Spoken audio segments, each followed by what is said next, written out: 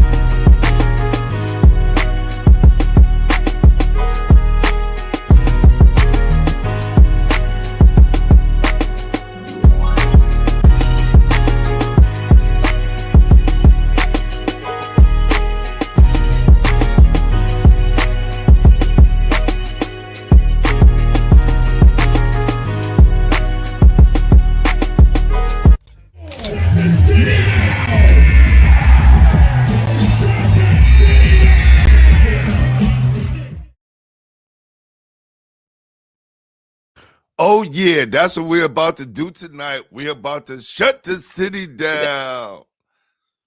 Yo, salute to our guys, Mr. Talk Spicy at the Ching. Especially that was Mr. Talk Spicy right there, his voice. The I best. want to salute to all the media people who be covering the games from the beginning of the season or preseason to the season all the way up to this point. It's a lot of work, a lot of hard work, and we definitely appreciate all of you guys and girls. That's right, baby. Men and women. Today's in these day times, you gotta be politically correct. You know what I'm saying? Man. Better cover your bases, big dog. Listen, I want to salute my guy Brian yesterday because we tried to get him out because they was asking for him. That Eagle Bronx Canarsie game. He was like, "Pooh, I smell a blowout." I was like, "Come on, B." Like, then Fa gets the text and sees something online. They have some overs and unders. Listen, they said Canarsie was under 20 points. I called Coach Jake. I said, "Yo, they got y'all losing by 20. Please don't make it come true." They lose by 20 points. Can't make that up. You can't go against Vegas, man. You can't go against Vegas. Can't make that up. Can't make that up. You don't beat the house, Joe. Pooh, you don't beat the house. Okay. Yeah, Scooter, come back on. Come back on, Scooter. We saw you. Yeah, crazy though. Didn't have a good feeling going into that game. Our guy Fa trying to rally the Canarsie troops, but just not enough, man. Too much Eagle Bronx. And, kind of been the trend of a lot of the PSA, a lot of blowouts. But to be fair, some blowouts in the Catholic League as well. So, blowouts everywhere. Belts everywhere. Belts everywhere. Belt to ass. Buy y'all, buy y'all, buy y'all. Oh, yeah. It was crazy, man. It was sickening to the stomach. And, us as media people, we want to see a good game. Oh, yeah. We don't want to see a blowout. It's like not a cool thing to see a blowout. right? It takes me basically 2 hours to get to every City game. Wow. And a lot of them have been blowouts. Right. Right. And even when we're there for multiple games, right, Pooh? Some of them even all day blowouts. Right. And then we're commentating the games back to back to back to back to back. Oh man. It's crazy. No doubt, WC. Appreciate you in the chat. Let's come on. Let's fill this YouTube up, Instagram, Facebook. We are streaming on all platforms. Yeah, we need all the city in tonight for these two guys. You guys better ask a lot of questions to these guys tonight. No holds barred show. This is it. Look, we don't have no time to be playing games with people anymore. This is like a chairs and ladders match from the WWF days. You remember the Hell in the Cell? One of those Royal Rumbles kind of events tonight. Listen, everybody be used to taking belt to ass anyway. No need to be playing nice with people. Right? No need to be Mr. Nice Guy tonight. It's just like, it is what it is. Accept it and move on. You know, the one thing we won't ever do on our platform is totally disrespect a child, right? Because at the end of the day, they're still all kids. But in basketball terms, we definitely got to let them know the do's and don'ts and the whys and why nots. I mean, I had the Eagle BK stream on, you know, as I'm doing some work, and middle of the second quarter, I said, "Why do I have this? Why is this on right now?" You felt like you was getting whipped. After a while, it's like, I was trying to help Wagner out. I was trying to yell I was open if they needed me as the outlet. Pass the ball. Please, I'll move it up. Get it to Albano. Give him some release, man. Poor guy. It was a swarm. But I think they overachieved. I think Susan Wagner, they overachieved this year. Yeah, and you know you're gonna run into the buzzsaw, but I didn't see 100 to 55. Pooh. I wasn't expecting that. Coach Tiny is fixing up his background. He look like he's invisible, going in and out of the wall, like he's part of the wall. I love seeing this. Hey, Scooter, come back on because I saw you too, brother. I saw you too. The cat's already out the bag. Hey, listen, tonight's show is no holds barred, okay? With two of our favorite guests, Coach Tiny Morton and Scooter Thomas. We will be discussing tomorrow's PSAL 3A and 4A Final Four and the Catholic School League AA Division Championship between Stepinac and Cardinal Hayes. And we also will be discussing some possible or not all-city candidates. So sit back and enjoy the ride, baby. That's all I ask you to do. So without further ado, we're going to bring on Coach Tiny Morton. Coach, what's up? What's up? What are you, yo, bro? What are you trying to do cafeteria you in, brother? Listen, I see the title and the topics that you want to discuss, so I'm trying to explain to you. My back against the wall. I can't say too much. Listen, it is what it is tonight. It is what it is. Oh my back God. against the wall, man. And listen, it's like you're plastered in the wall. Let's move the camera down, move you up some because you like very in your name. There you go. That is better. Yeah, you got the light streaking in your face. I should turn the lights off. Yeah, I don't know how you should do it, man. I'm not good at this, bro. This guy has such a beautiful house. You're not good at this. You got a set of bricks behind you right now. Yeah, and it's like you're halfway in, halfway out. It's a bad version. This is comedy, y'all. This is so funny, dude. Look, is this good? You still got the bright streak like Jesus is shining down on you. We need to just have this on a basketball court because Coach Tiny is definitely lost in the technology. It looks good too, brother, like you're an angel, right? It looks like you're half man, half machine. Oh, okay. I see what you're saying. I get with this. Oh man. It I'm trying said, to watch my WC game. said, more like a hell in a cell, bro. I'm trying to watch my game. That's bro. much better. That's much better. Slide over a little bit. There you go. Perfect. There you go. We wait for Scooter to come on. Scooter, come on, baby. Oh, man. This is funny. Yo, man, listen. What we were discussing so far, now he's rising up in his chair. I'm trying to watch the games at the same time, bro. He can't see over the computer, Tiny. Exactly. Hey, first of all, Tiny, did you get a chance to check out that documentary yesterday? Yes, it was all basketball. Where's my cell phone? I sent it to you too, Biggs. I'm about 30 minutes into Shaky right now. Yeah, so you actually heard about him as well. Oh yeah. And I He's mean, a legend. some of the guys that he had were great. I think we played against them one year when I took my team to Boston. I think and plus coach was there. Oh yeah? Wow. The coach was on the staff. Well, I think Coach probably hangs out with him now. Coach probably hangs out with him now. Not Coach Harstein. What's my guy name that was at South Carolina? That UMass. I'm getting old. Martin was there. Frank Martin. Yeah, Frank Martin was there. Martin. Okay. Oh, Frank Martin was there. Okay. He was his JV coach for like 10 years. Imagine. Yes. All I can remember, the only thing I can remember, I seen him with a lot of cash in their hand. Because Tiny said, yo, they was getting a lot of money down there. And that was during the time of the cocaine cowboy era. Yeah. Well, you could ask Tiny, how filled were those gyms? I mean, they packed the place out, man. Basketball we didn't play bumping.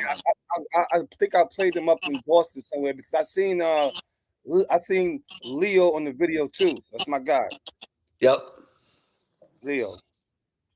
Yeah, that was an awesome. I'm like 35 minutes in. I was loving every minute of it, and I couldn't believe he had Frank Martin as his JV coach. That bugged me out. I know who Frank Martin was. I wasn't too familiar with, Shaky, even though, and it was around the time we was playing in high school too. Yeah. So they were just getting started down there. And he had Anthony Grant. He had Anthony Grant too, Pooh, on his staff. Another big coach. Yes, that's right. That's right. That's right. Wasn't Anthony Grant a ball? Did he play ball first? Yeah. Then he became a coach. I remember. Yeah. Mm-hmm. I remember Chris Coriacci. He was around my time as well. Our time, our era. Yeah. It's a lot of great memories, man. And I was like Tiny. Always trying to inspire my guy. And his great story and all the kids he's coached throughout the years. I just think it'll be dope. But anyway, we back in New York City, man. This has been a rough time for some people, man. It's been a rough time for some people. We covered the Catholic school, and it was all belts, correct? Final four. Not really. Huh? Not really. Yeah, really. Naz wasn't a belt. No. Naz wasn't in the Final Four. That was the Elite Eight. That was Elite Eight. Elite Eight. Oh, okay. Yeah. Okay. The Final Four. Yeah. Yeah. I'm sorry. No, you're right though. The Elite Eight had a couple better games. No, that there was a couple of good games in the Elite. It's the reason why I missed the Final Four. The reason why I didn't jump back on the expressway and go away to the Bronx. I told you. Yo, he was like, yo, I don't feel like going all the way up to the Bronx. And look, I understand, right? You want to be motivated. You want to see a good game. You don't want to see a blowout. But there was some good signs early on, especially in that Holy Cross game. You got to see the two young guys really do something special in the first half that you can say to yourself, you know what? These guys are going to have a bright future, and it's not knocking what Cardinal Hayes did on their end because they played an exceptional game to get that win, right? Oh, no, Stepanak, excuse me. And Cardinal Hayes beat Scanlon. Yeah. And it just wasn't the same team. It just wasn't the same team. Scooter! Yo, what up, baby? What's that? Oh, it's young. What's I happening? see where your son get that from, that energy, man. Yeah. Smile I thought all it of was, it. Come on, Tiny. listen, I thought it was fake energy, man, but it's all real. Oh no, Yeah, for sure. definitely, For man. sure. Motivation is real. I appreciate that. Appreciate you for having me, man. Nah, no doubt. Listen, Anytime. I saw Scooter had sent me some posted it, and I told him, yo, hook me up because Scooter's wherever he's at the games or whatever. He sent me some footage, be like, yo, Pooh, check this out. We'll be having conversations in the background. And I was like, damn, he pulled up in Queens. You know what I'm saying? Like he was out in Queens doing that Edison run. And that was crazy, man. Like that game, let's talk about that, Scooter, because Hold on one second.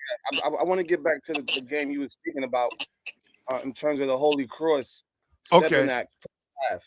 Because I was on the edge of my seat when I was watching the first 9 or 10 minutes, because I was trying to see how long they could sustain that great run. And what I noticed is that sometimes the younger you are, the more you think, the more mistakes you make. So when you're allowed to play basketball up and down the court, make some turnovers here and there, the game becomes a little bit easier. So I seen coach from stepping back, he changed the rhythm of the game. He started doubling earlier, start making people have to make decisions that not used to making decisions. Hope that was a learning step for everyone that played that game. And that's the sign of a veteran coach as well, right? But also know he in that moment, you don't want to do anything that could, change the course of the road that they're on, because it can happen like that in basketball. Yeah. And then their star player wasn't playing, like caught us all off guard because he actually was in uniform in the beginning of the game.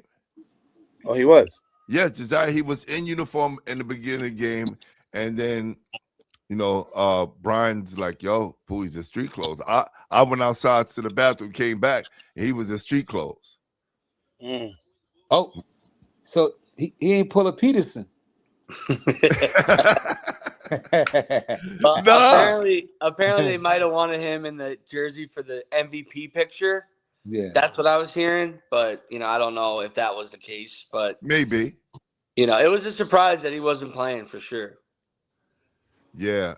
And that scaling game and Cardinal Hayes, I just thought the same scaling team didn't show up like they showed up against Christ the King, because they totally got outworked and dominated by the guards of Cardinal Hayes, especially, and the big guy too, but Bryce Yancey, who particularly didn't have a good game the last game, right? Came out and did his thing and showed why he's definitely one of the best sophomores in the whole city, and getting out at it.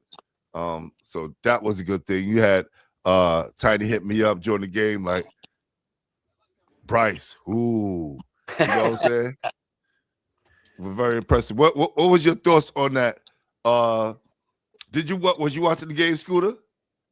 No, I didn't watch it because I had workouts. But I say this though, y'all know I coached Bryce. I coached Bryce as an 8th grader at Harlem Eagle. He played JV for me, and I gave him the old Kenny Anderson treatment, but Kenny got at Malloy. I never started him on JV, and he was our best player, but I never started him on JV because I had kids on there that was in 9th grade and 10th grade. You know what I'm saying? And I had his older brother, which is Craig Yancey's, on our team too.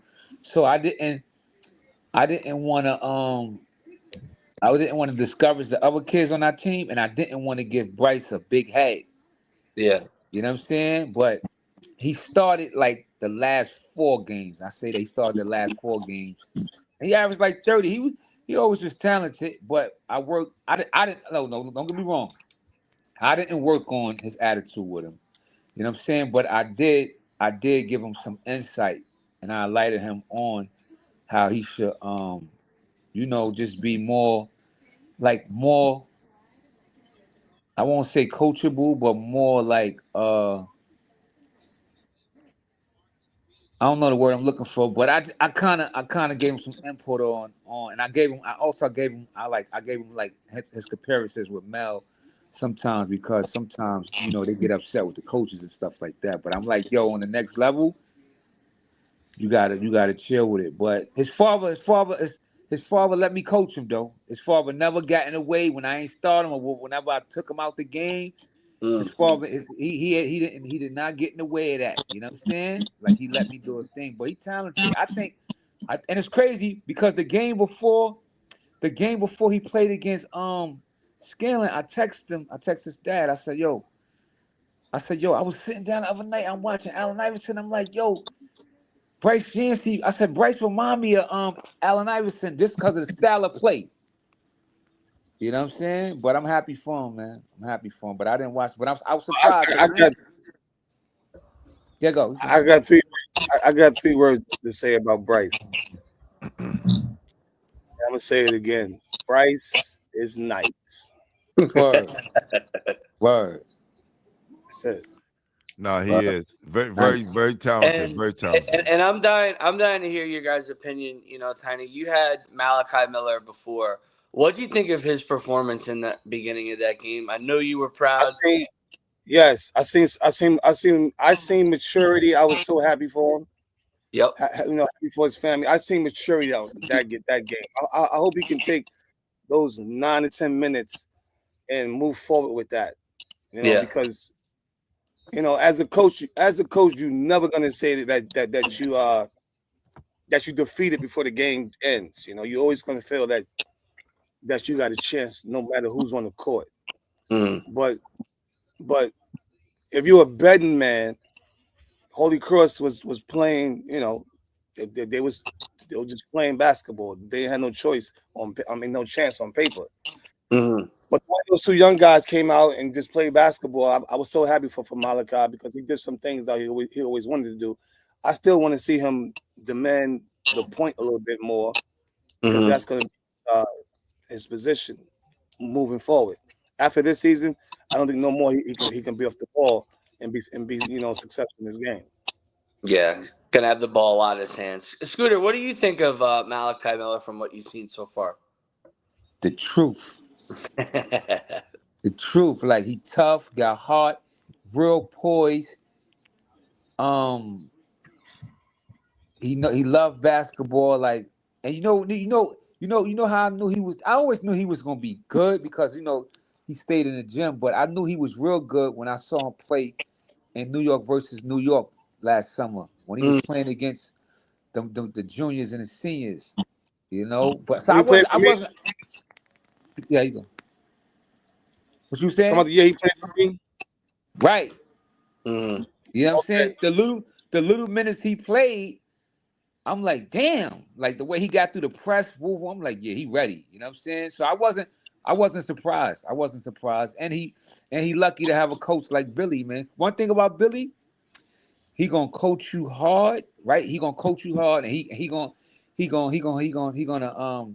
expect greatness out you from both ends, right? But at the same time, he gonna live and die with you. You know what I'm saying? And it's gonna be a phase with him with Billy. You know what I'm saying? Because Billy, Billy's a hard nosed coach. I like him. I like him. I like him for Billy, man. I mean, I like him for Billy.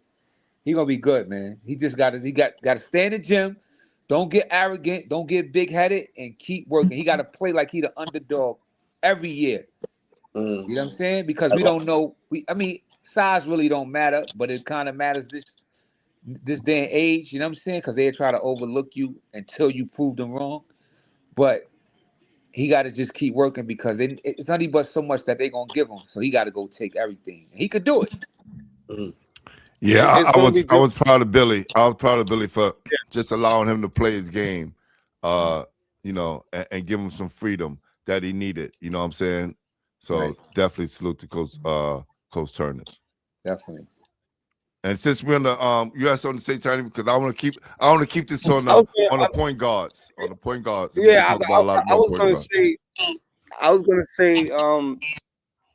Sometimes sometimes I feel sorry for these coaches because I could just imagine if if Sebastian was in this era, and not only is the people, the press is bigging you up, you got he might have millions of fans that's telling him something that he just don't need to hear every day.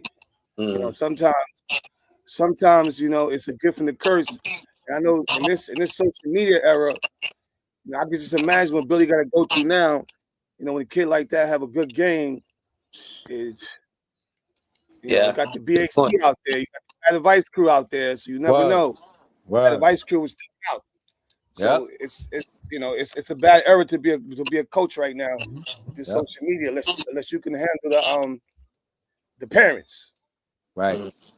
How would your life have been different if you was living in the social media era, Tiny? Well, you not living, but coaching in the social media era. One, I'd probably be rich, because I probably would have maximized my marketability. You know what I mean? I'd have been rich. Right. That's one thing. But two things, you know what? I would just probably try to ride with the wave. You know what I mean? If it's a social media thing, okay, cool. Let it be a social media thing. Every time you go on social media and things don't go right, you're gonna get punished for it. So it's a gift and curse. More money, more problems, baby. That's how it goes. Big said it best. Hey, I want to stay on this point guard wave real quick because the other night, Hector put on a masterpiece of a show against Galen, 9 assists, no turnovers, no points. Like it, I know people are big on points, but me and B, we would just sit next to each other, was commentating the game, and the way he controlled the game and got everybody involved kind of helped them beat Scaling the way they did, because he did such a great job. He did he shoot? He may have shot twice, maybe. Yeah, maybe twice, 2-3 times. But he controlled that game. And listen, they try to pick his pocket. I'm like, that's the last thing you're gonna do. So when we interviewed Coach Lowe's, the first name he mentioned was Hector's. And I just thought, from a coach's standpoint, bigging up your point guard, the kid who didn't score any points but had 9 assists and no turnovers, that was a great thing. What do you think about Hector? I'm going to Scooter, then I'm going to Tiny, then B. You can sum it up from there. Yeah. I'm going to war with Heck. I'm going to war with Heck. Him and Bryce. That's why you always see I always big them up on Instagram. I've been bigging them on Instagram, and people thought I was bugging. Like, what? I said, first and foremost, they sophomores, right? Second of all, they play defense, right? Yep. Bryce, Heck played the right way, and this is why when you can't look at his points, because he always make the right play. Because sometimes he's a little unselfish. You know what I'm saying? Even me and his dad talk. He'd be like, "Well, I wish he shoot more. I wish he do." I'm like, "Nah, Heck, let little Heck do what he doing, bro." You know what I'm saying? Yep. And far as I'm gonna go with Bryce, I think they complement each other, both of them, man. So I'm happy that both of them is together, and both of their dads is real cool. So that plays a part in their backcourt too. You know what I'm saying? But Heck, if he stay 4 years and he keep getting better, he definitely gonna be the best point guard in New York City, though. There you go. He's starting already. Scooter's starting already, man. Scooter's starting already. It's Friday night. I don't know if you got your drinks in yet, Scooter, but nah, I don't. I ain't drinking 4 years. Oh, okay. God bless you, man. Get some water over there. Get some orange juice. What? You know who I love though? Go ahead. That kid from South Shore, man. Oh yes. Hold on one second. Okay, go ahead, Tiny. Let's stay on this real quick. Because you said if he stayed for 4 years, and that's why I'm laughing at that, because that's not usually the issue. And this crazy thing about it, Heck is doing what Heck's supposed to do. Low Heck, I call him Low Heck. Low Heck is doing what he's supposed to do for his role on that team, and he doesn't need to shoot the ball as much as other guards do. Right. But if I was scouting that team and had to prepare for that team, the one thing I'll have to look at is who affects winning. And not who can score all the time, but which kid can affect, who's going to affect the outcome of a win. And if you don't have him on your scouting report, then you're a bad coach, or you just blind or something. So yeah, he reminded me of myself when I was younger, when I had to be the guy who set everyone up. And sometimes you're not celebrated as much as you should be. But he got years to work on any other skill. That skill that he has right now, a lot of guards in the city, especially some of these guards that people say are the top guards or the top players, they don't have that team ball concept. It's not about passing first. Right. It's about making the right pass, you know. Yeah. And sometimes the right pass is a hockey pass, you know. No, it's true. And I think, he's almost come alive and completely kind of transformed, his role and his identity very fast. And, it's allowed him to really highlight what he does. And I feel like he's almost like kind of how Veer Anthony kind of started off when he was a younger player, really accepting that defense and getting other guys involved, like Tiny said. And, I really agree with Scooter. He could, be the best in the city if he kind of stays on this path, stays focused on what he's done. Because since he's accepted that role, Hayes has looked like a completely different team, and all the other players have looked better because of Hector. All right, so now that's a good segue because we can kind of slide over into the PSAL and talk about a guy that all four of us been kind of high on, right? Tiny called me this morning. Well, let me go back. Scooter hit me up yesterday. It was like, yo, Pooh, this kid reminds me of. Matter of fact, go ahead, Scooter, go ahead. I don't want to take your words out of your mouth, man. Go ahead, because you texted me something yesterday. Yeah, because I saw him play twice this year. I saw him play at Real Scouts tournament, right? I saw him play there. Then I saw him play yesterday against Brandeis, and I'm just watching him. I'm watching his moves. I'm watching how he control the game. Watching how he set his team up. I'm like, damn. Yep. Right? And then I'm like, yo, this kid right here, because I've been around the Ron Rippey for years. Yeah. Right? And I told Pooh, I said, yo, he remind me of the Ron Rippey without the athleticism. You know what I'm saying? Because he take pride, bro, and to just being a point guard. You know what I'm saying? And he take the open shot. It's so crazy because here I am. I'm watching a kid. He a junior, right? And I'm like, damn. Mal's supposed to be taking these open shots, like B was saying, and Tiny was saying. You don't have to be like a lot of guards when they say you nice, they think, yo, you gotta score 20 and 10 and all that. You don't have to do it. I watched this kid take open shots. He didn't force nothing. Nothing. He set his team up. I'm watching his demeanor. I'm like, damn, he smiled like Ron. He moved like Ron. I'm like, if that kid had the athleticism, he have, but he still could get it because he's young. You know what I'm saying? Yeah. But and I thought Gio and I like Amir Dockery from BK Eagle. Yeah. Right? But this kid to me, I don't know how tall he is because I never stood next to him, but he looked like he's still growing. He got great size. Great size. You know what I'm saying? So if any coaches out listening to this or they do watch it, they need to go check on that kid. That's his name, Sylvester, right? Yeah, Levi Sylvester. Yep. Levi Sylvester. He's like one of the best point guards that I saw a long time in public school. Point guards. He do both. Yep. You know what I'm saying? So that's what I wanted to say about him, though. Tiny. You know, I'm gonna say something. Some people gonna understand it. A lot of people not gonna understand it. But I was told a couple of months ago that, that I might not know what I'm talking about these days. And I laughed at it, but I know I spoke to you when Canarsie blew South Shore out, and we was 50. This is hold on. Let me set it up because Canarsie got blown up by. South Shore got blown up by 50. I remember. And this is and what Tiny said. All I kept saying, South Shore not bad. South Shore it's not bad. With that loss. And look, they're in the Final Four. So I'm not surprised, man. I'm not surprised. Yeah. To me, and a lot of people don't know what was going on earlier at South Shore. It was whispers that I was gonna go over there, So that coach right there, I don't know if PSL do Coach of the Year. I don't know if they do it early or late, but that coach right there got to be a candidate for Coach of the Year, man. No doubt.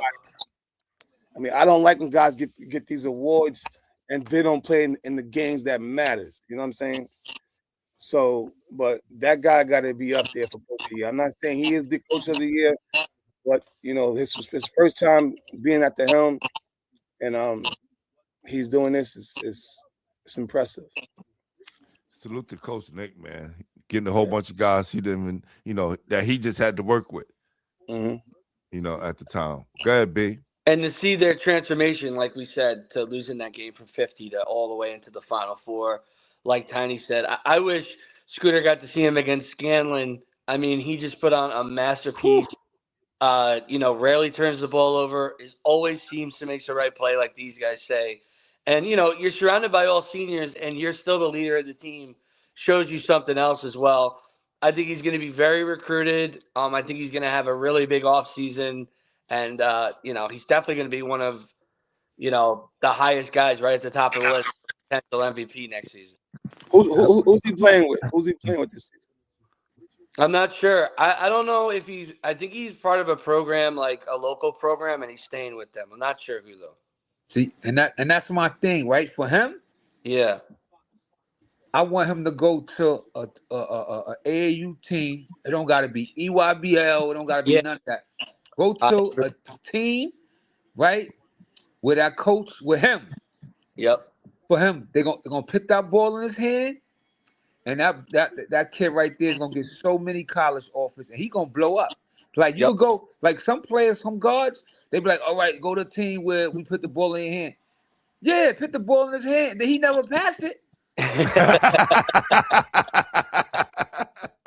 I'm just saying, like, still, my son was guilty of that too. Sometimes, you know what I'm saying? I was about to say that. I was about to say that. I wanted you to get your words out, but your son was guilty of that too. Yeah, he was good. And one thing about me, I ain't gonna sugarcoat nothing. You know what I'm saying? No holds barred, baby. I want that kid to go to. And you know what's so crazy? Know where I would like for him to go?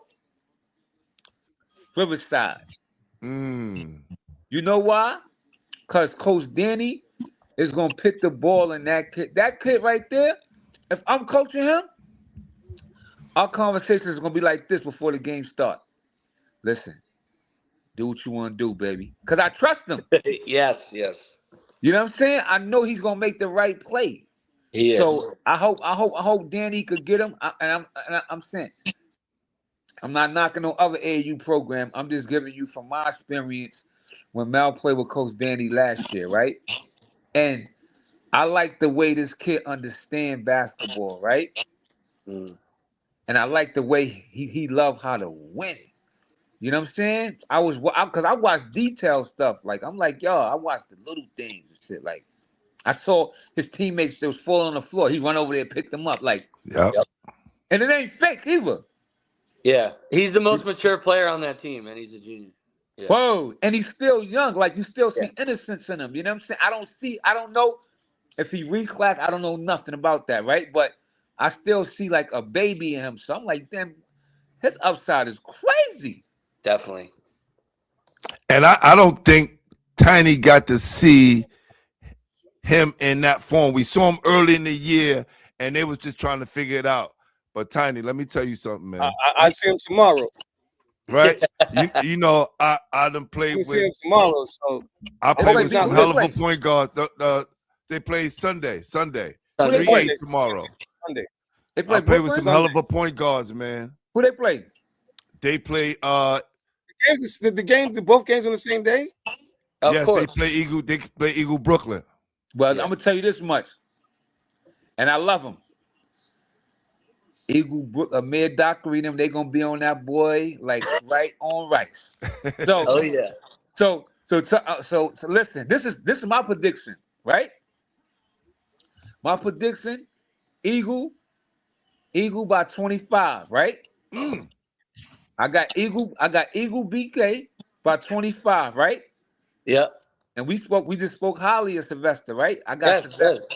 I got Sylvester 8 points, 6 assists, and 5 turnovers. Mm. Oh. Okay, now he knows the kid is watching the program. He's trying to motivate him. No, I'm not. I Yes, know you are. I know with Amir Dockery and that Now boy give me Lee. Doc stats. That Give boy me Doc stats, Scoot. Give me that Doc boy Lee. Listen, they lost to them when they played them. They lost to them 71 to 44. Oh, And they that did? was January 17th. Oh, what, they beat them like that already? Yeah. See what I'm saying? I didn't even know that. Well, hold on, let me ask you a question. Where was that game played at? That's very, very good job, Tiny. Very good job, Coach. They played them. They played them at the 6 man. That don't At mean Eagle. nothing. That don't They mean played in the nothing. small gym. Yeah, Jim Matters. Oh yeah, small gym. You got, but you know what? But you all right? This is what I wanted to say, right? The only thing my concern with him, right, is his quickness. That's what I was watching. So that's what I'm going off for, because I know how Lee and Dockery, they gonna rattle him. They gonna rattle him. They gonna make him pick that ball on the floor, and he don't really have nobody to throw it to. Under pressure. I don't know how he passed under pressure. I ain't seen him under pressure yet against guards like Amir and a kid Lee. So that's my only concern with him. Well, again, when they played against Scaling and those guards was all over him like a cheap suit, and he made mincemeat in them. Killed him. He did that to Brandeis yesterday. And mind you, Brandeis got some tough guards and they quit too. But Amir Dockery and that kid Lee, they take things personal, man. Yeah. I saw what they did to Gio. Gio ain't even want to dribble the ball. It was bad. Yeah, it was. In the beginning, it was okay, but at the while, it was bad. It was bad. I think it'd be a little bit different this time. Again, can South Shore perform under the lights? Right, I understand that. This is a lot of their first time in the Final Four. A lot of those kids were bench kids who didn't play, now getting a chance to shine. And once you put them on that stage, it's kind of hard to do the things you were doing in the regular season and early on in the playoff. Where if Eagle has been there already, they already played and proved that they could play in Queens College. Queens College is not an easy place to play, right? You got that wide open space in the back of the rim, which causes space you problems when you're shooting the ball. A lot of people don't even take that. It's a bad choice of a venue. It's definitely a bad choice of a venue. Yes, definitely. Pearson did better than that. Could have got something better than that, but that's another conversation for another day. Easy, Tiny, easy. Queens and parking, man. What are you doing to me now? What are you doing? They could have had it at York. They could have had it at York College. Yeah, they could have had it. Yes, York College is all right. My question is, did Jefferson play Bronx Eagle yet? Not this year. Nice. I like it. Then. I like it. And listen, talking to some guys off camera yesterday, they didn't forget last year. Oh, you talking about the Bronx Eagle? Oh, yes. Yes. They didn't forget last year. And their mantra this year was unfinished business. Unfinished business. I got Bronx Eagle by 15. Oh my gosh. Oh my God. You saying the Bronx? Balls, baby. Wait. So you saying the Bronx team is going to be the Brooklyn team by 15 in the Final Four?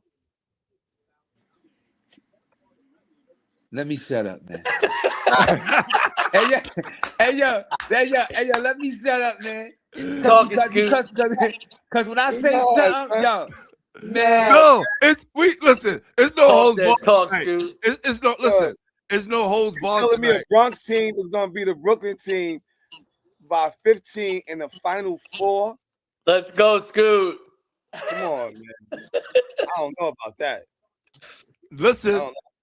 Okay, let's go back. Let's go back to the last time that Jeff played at Queens College. Would they be able to adjust and play better than they played the last time they were there?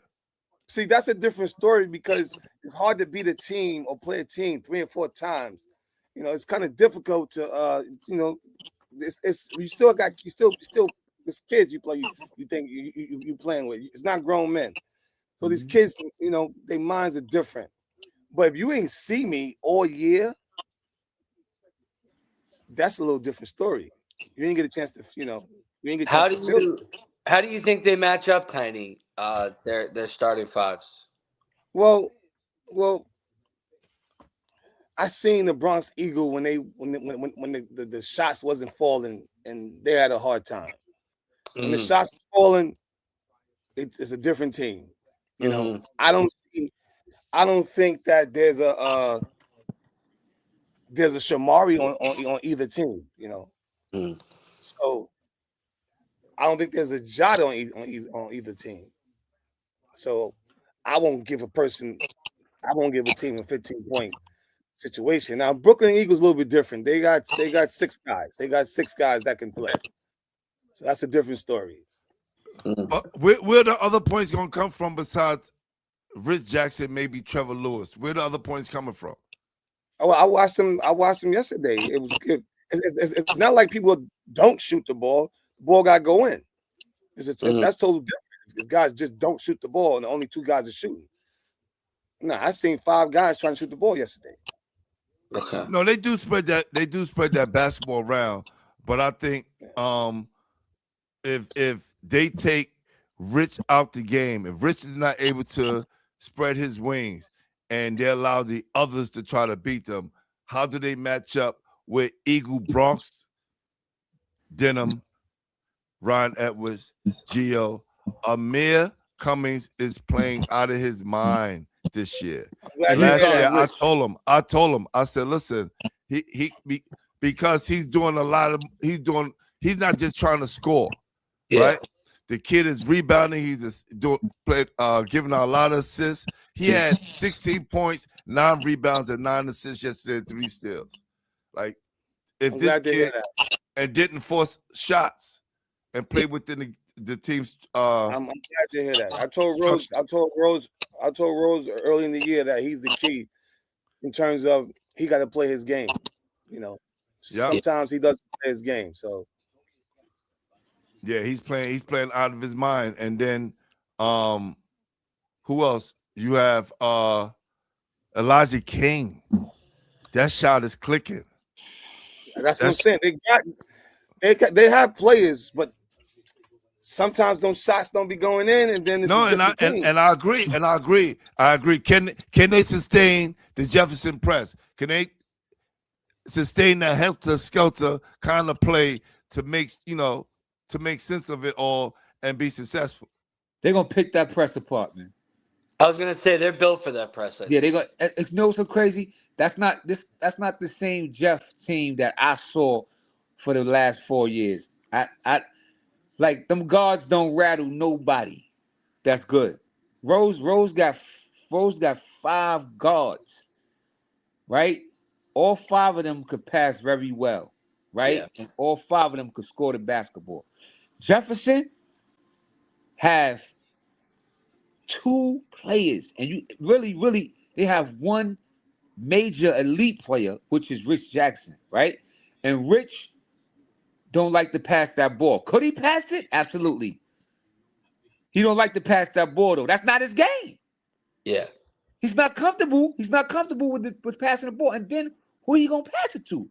Besides Trevor. And Trevor's what? 5'11"? Oh, I hope these guys not watching this, bro. I hope these guys not. I got upset. Bronx Eagle by 15. It's gonna be nasty tomorrow. It's gonna be nasty. I'm upset. Listen, I'm upset. The game is not tomorrow. You sure the game not tomorrow, man? Tiny trying to play tonight.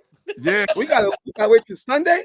yeah. I wasn't waiting till Sunday, man. I thought the game was tomorrow, man. I'm Yeah, it upset goes about that. Tiny. It goes Jefferson at 11, Eagle Brooklyn at 1, and then Stepanak and Hayes at 3. Come Oh, I on, can make let's talk about this, Tiny. Let's talk about this because look, Wow. the PSL. If Jefferson is on schedule to play, they always gonna play 10 or 11 o'clock. They're never gonna let them play late. It's disgusting. It's disgusting. You know, the PSL. That's another story. It's just disgusting to have teams play at 11 o'clock in the morning. Especially two teams who played in the championship last year. It just shows you the people that's doing the schedule have nothing to do with basketball. This is all somebody in the. It's a type. Somebody just typing the names. It makes no sense. They got to play that early. I think they're doing that because of this. They don't want a crowd. They don't want a crowd. Spectators. What you mean? I'm confused. If they're gonna have a crowd, they got a crowd. We've been trying to figure it out for the last 4 years. Why would you not want a crowd? I'm confused. Less problems. Time. They don't want anybody What problems? I've been coaching for a long time. What problems we have? Problems dealing with our people? That's our people. We laugh loud. We cry hard. What's the problem? The last 3 Jeff games we've gone to, somebody's gotten removed. Somebody argued. It was an argument. Yeah. It wasn't a fight. It wasn't a fight. It wasn't a fight. It's done all over the world. White, black, green, yellow. You know, I don't understand it. It's terrible. I want to say 2 things, right? So first, I want to say, right, because I made a comment on the last time we was on here, right, about New York City looking like JV, right? No, listen. And mind you, look, I said, and people, they changed the narrative. I literally said that they look like JV height-wise. Remember I said that? Yeah. So people changed the narrative, right? But I enjoyed myself this year going to watch these kids play. Public school and Catholic school, because for 2, it was great entertainment. And I discovered a lot of players, man, that these kids is real good, right? And know what I thought about too? Yesterday. I'm like, damn, I know a lot of kids look up to me, right? So I hope I didn't discourage no kid, right? Because you got certain kids that work their whole life just to play public school varsity basketball, right? Correct. So I don't want to be the person that be like, I want them to be like, damn, what I did is not good enough for Scooter. You know what I'm saying?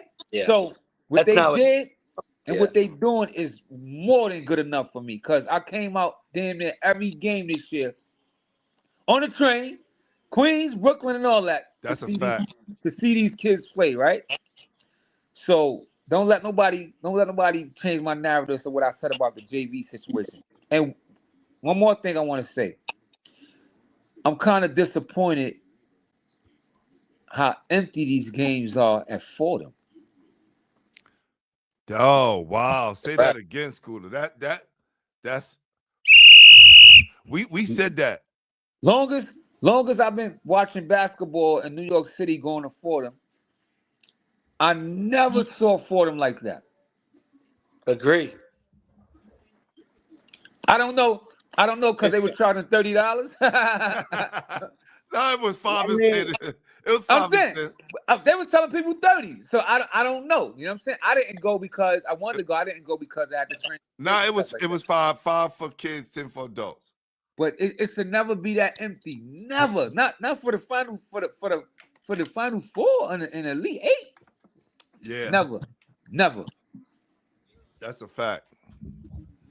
Well, they are offering the game on TV, so that's another reason why, it's easy access to see the kids play now. They've been offering the game on TV the last 6 years, Sonny. Well, I wasn't privy to it. If I did, I probably stay home a couple of days because that is a long ride for me. But And then again, when you have these narratives that this team is going to beat this team already, That's true. and you got adults saying that, you got kids with low self-esteem because they think that this guy is a McDonald American, so we can't beat him. It pisses me off when I hear stuff like that because you know what? And I was trying to explain to a coach, I don't build my schedule up to play against Division III kids. I build my schedule up to play against McDonald Americans. So if that's going to be either in New York City or outside New York City. So if I'm playing against McDonald Americans, then I'm gonna be a little bit more hype. You know, my game's gonna be, you know, a little bit more better. So I think people with social media narratives, they kind of keep people away too because they keep saying this guy gonna blow this guy out, so on and so on.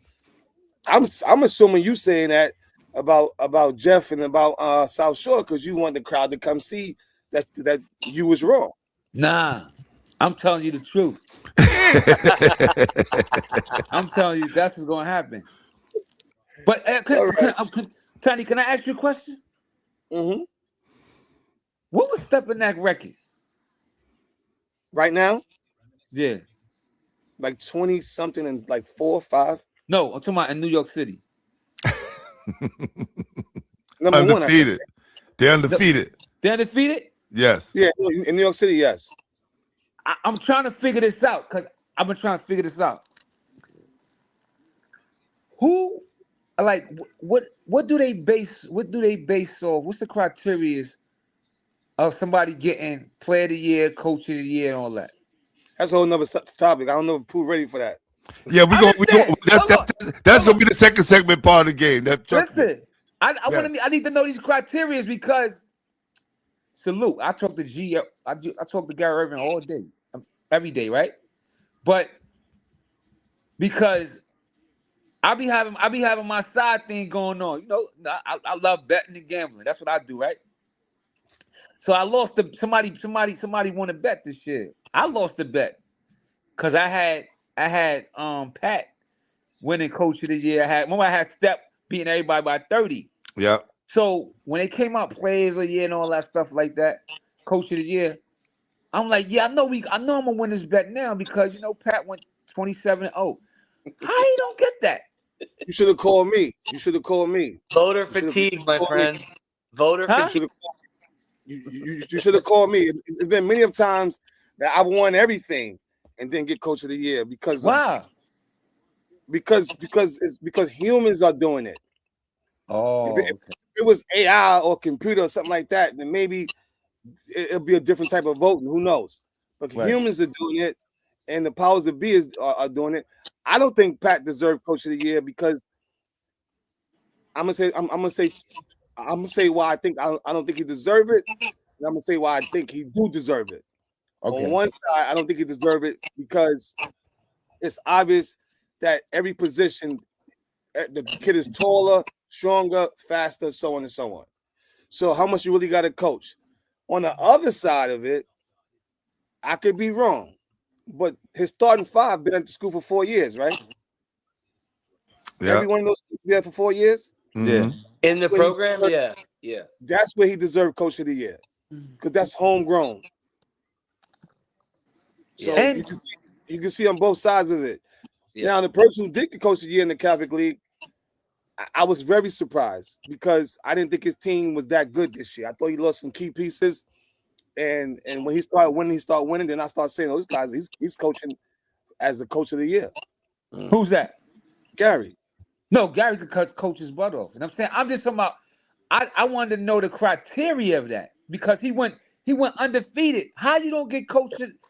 All right, so now I'm gonna go to this.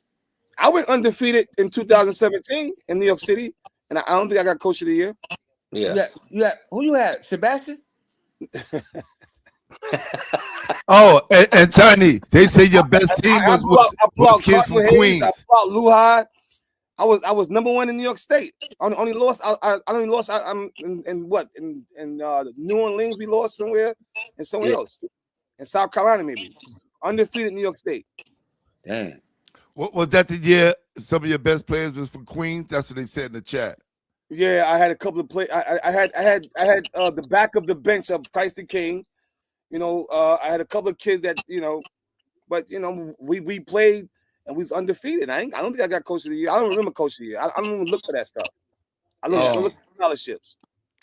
I call it the 50 syndrome. When 50 came out and sold all them records and dominated, he didn't get not one award. You guys watched Kobe Bryant dominate for years, right? And how many MVPs did they take away from him from voter fatigue, or his team was too good? That's true. The thing. The other thing too, Scooter, they kind of based a lot on regular season. Gary lost a ton from last year, and being able to be that BQ winner of that side, I know that goes a lot into the award. And he did a great job with coaching that team, right? And even I watched the kid AJ, man. AJ came from the bottom, like wasn't even playing. He wasn't even playing like his sophomore year. You know what I'm saying? So I kind of see. He started 2 sophomores. Yeah.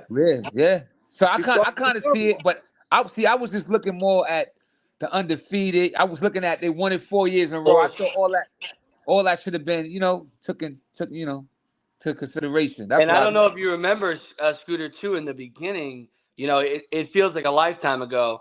But when Stepanak lost some of those early games, I don't know if you remember, Scooter, people were like, what's going on with Stepanak? And meanwhile, they were losing to, Jordan Smith at Paul Six and St. Francis in Maryland, who's incredible. But people were already jumping on Pat, like, oh, what's going on with this team in the beginning of the year? So that might have had a little bit of a factor too. I think so too, because I ain't gonna lie, I was saying that too when they lost them early games. I'm like, oh, hold on, they're messing them. Yeah, but those losses. So those losses, not to cut you off, but those losses prepare you for the city run. Of course, and that's how I schedule. That's how I used to schedule my non-league and my scrimmages. Mm-hmm. I'm not guaranteed, but there's a good chance I'm gonna lose a couple of games. Yeah, because the competition is going to be on a different level. Mm. But that prepares you for your city run. That's why the blueprint for me, it worked. I didn't matter how many times I lose out of state, as much as I lose in state. Mm. Big AB, the best big in New York City, man. I heard you say that. Abdul Barry. He can't be better than one of those twins, though. I disagree with that. They not big. Talk, Scoot. Tell him, baby. Tell him. What do you mean they're not big? They just tall. So you just answer your question now. You just asked the question, how do people figure out who's coach of the year? How you figure out that AB is the only big and these guys not big? because they play on the perimeter.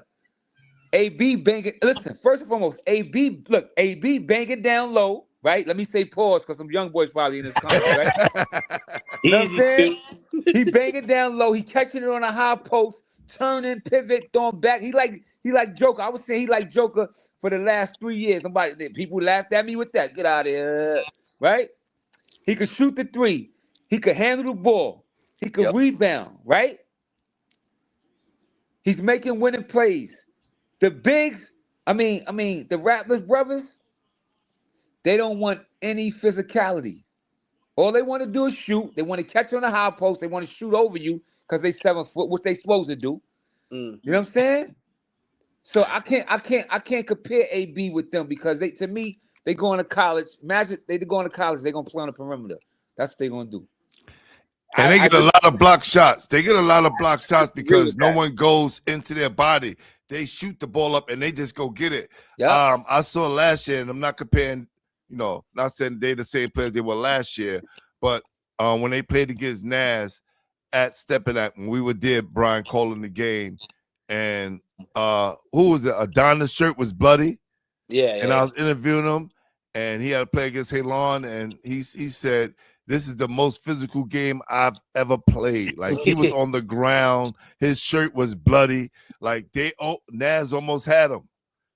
And at that point, I was saying to myself, this kid hasn't played in a lot of the physical games. Now, I know it probably changed up to this year, but I think the only way you can have an effect on them if you really played them in a really physical way, but then they got a lot stronger as well. But I think that's the only chance you got because they move so well and they got great footwork to be able to get your shot and also be a problem on the offensive end.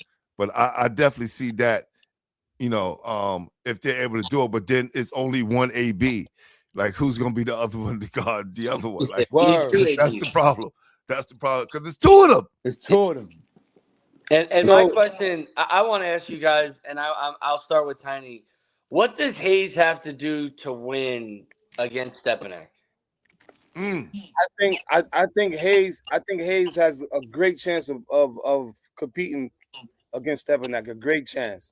Definitely. It's the chance to get better if the kid sits out another game. Yeah. But if they full strength, I just think Hayes got the ingredients. Like you said, they got a big who's not scared. He can't get in foul trouble. He get in foul trouble is a problem. Correct. And they have a bunch of pieces around. They have a great shooter. I didn't know this kid could shoot like that. Christian Brown. I did not know he could shoot like that. And you got a Division I kid who's playing team ball. I was kind of surprised to see that. He's not trying to go crazy because he's the only Division I signing. And then you got the point guard, and then you got the kid. Yes, you got enough to play with them. Let's go back to that, Tiny, real quick. Let's go back to Malik because I think hopefully he'll hear this, right? I think he's been playing too much team basketball. He's not asserting himself. Listen, I just feel he's not asserting himself enough. You have to be a problem against Stepanek. Against the other teams, yes. Against Stepanek, you have to become a problem. To say he was the way he played last year in the playoffs. Last year in the playoff, he asserted himself and was a problem.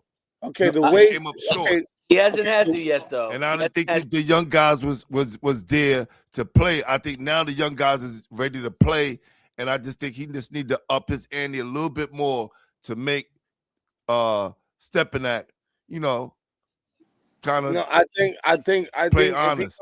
I think if he comes in the game and being a problem on defense, trying to lock one of those top guards down, that's more than enough for him.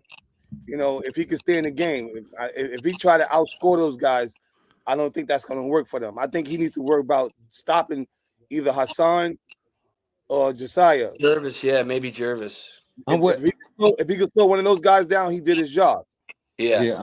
If AB could slow one of the big guys down, he did his job. Yep. Yeah. So now it's 3 against 3. Almost like sacrifice yourself, right, Tiny? Yes. Yep. If I was coaching, Yep.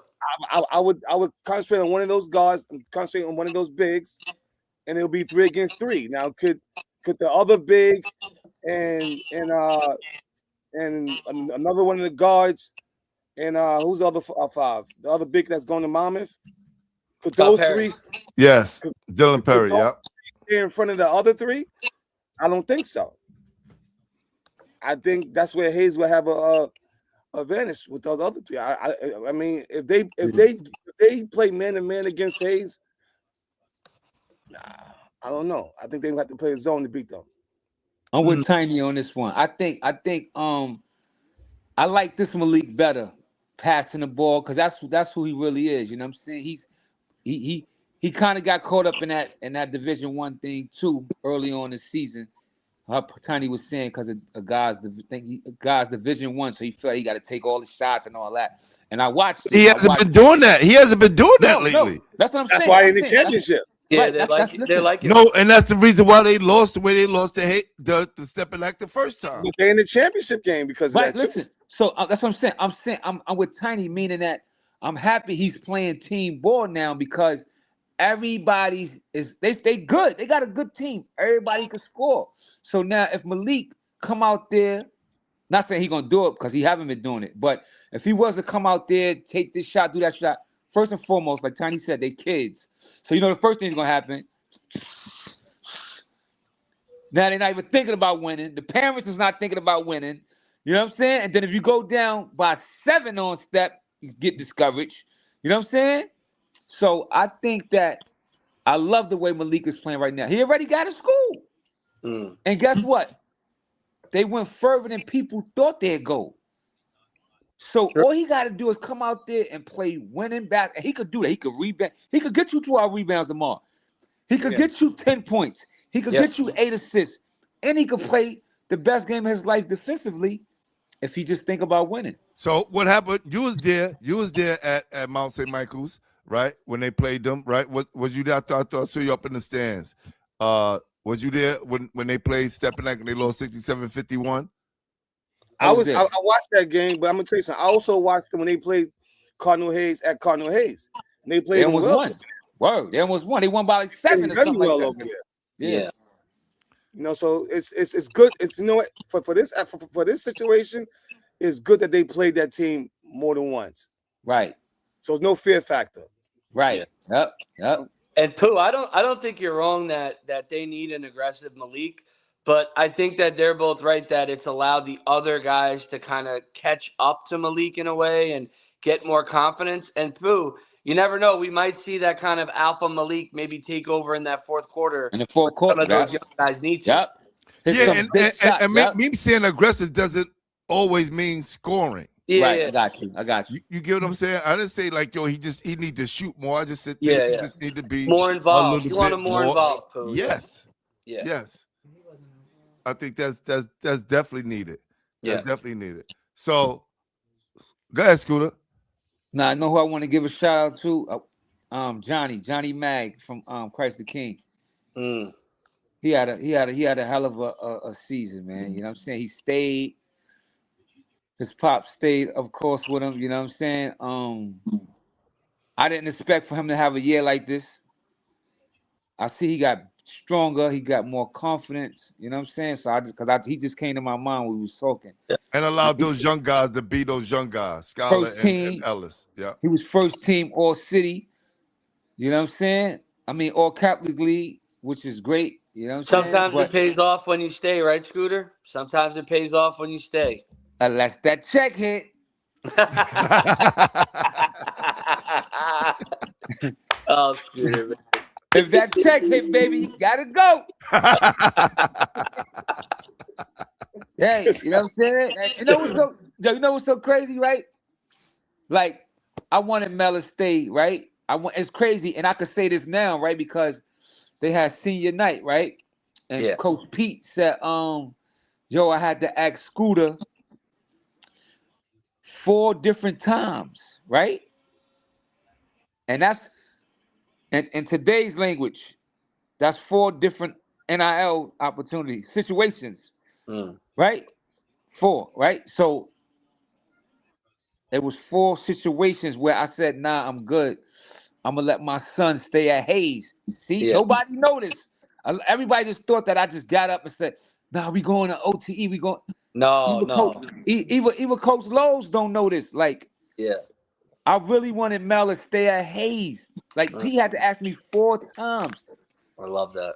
You know what I'm saying? I wanted Mel to stay at Hayes. I wanted Mel to get his 1,000 points, his 500 assists and all, like, you know, traditional stuff, you know?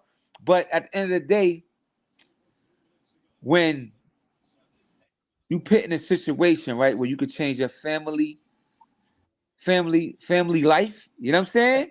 Mm-hmm. Sometimes, and I'm just saying this for people that's probably in a situation right now, right? Sometimes you might not get that another opportunity again. And so I'd rather have been like this.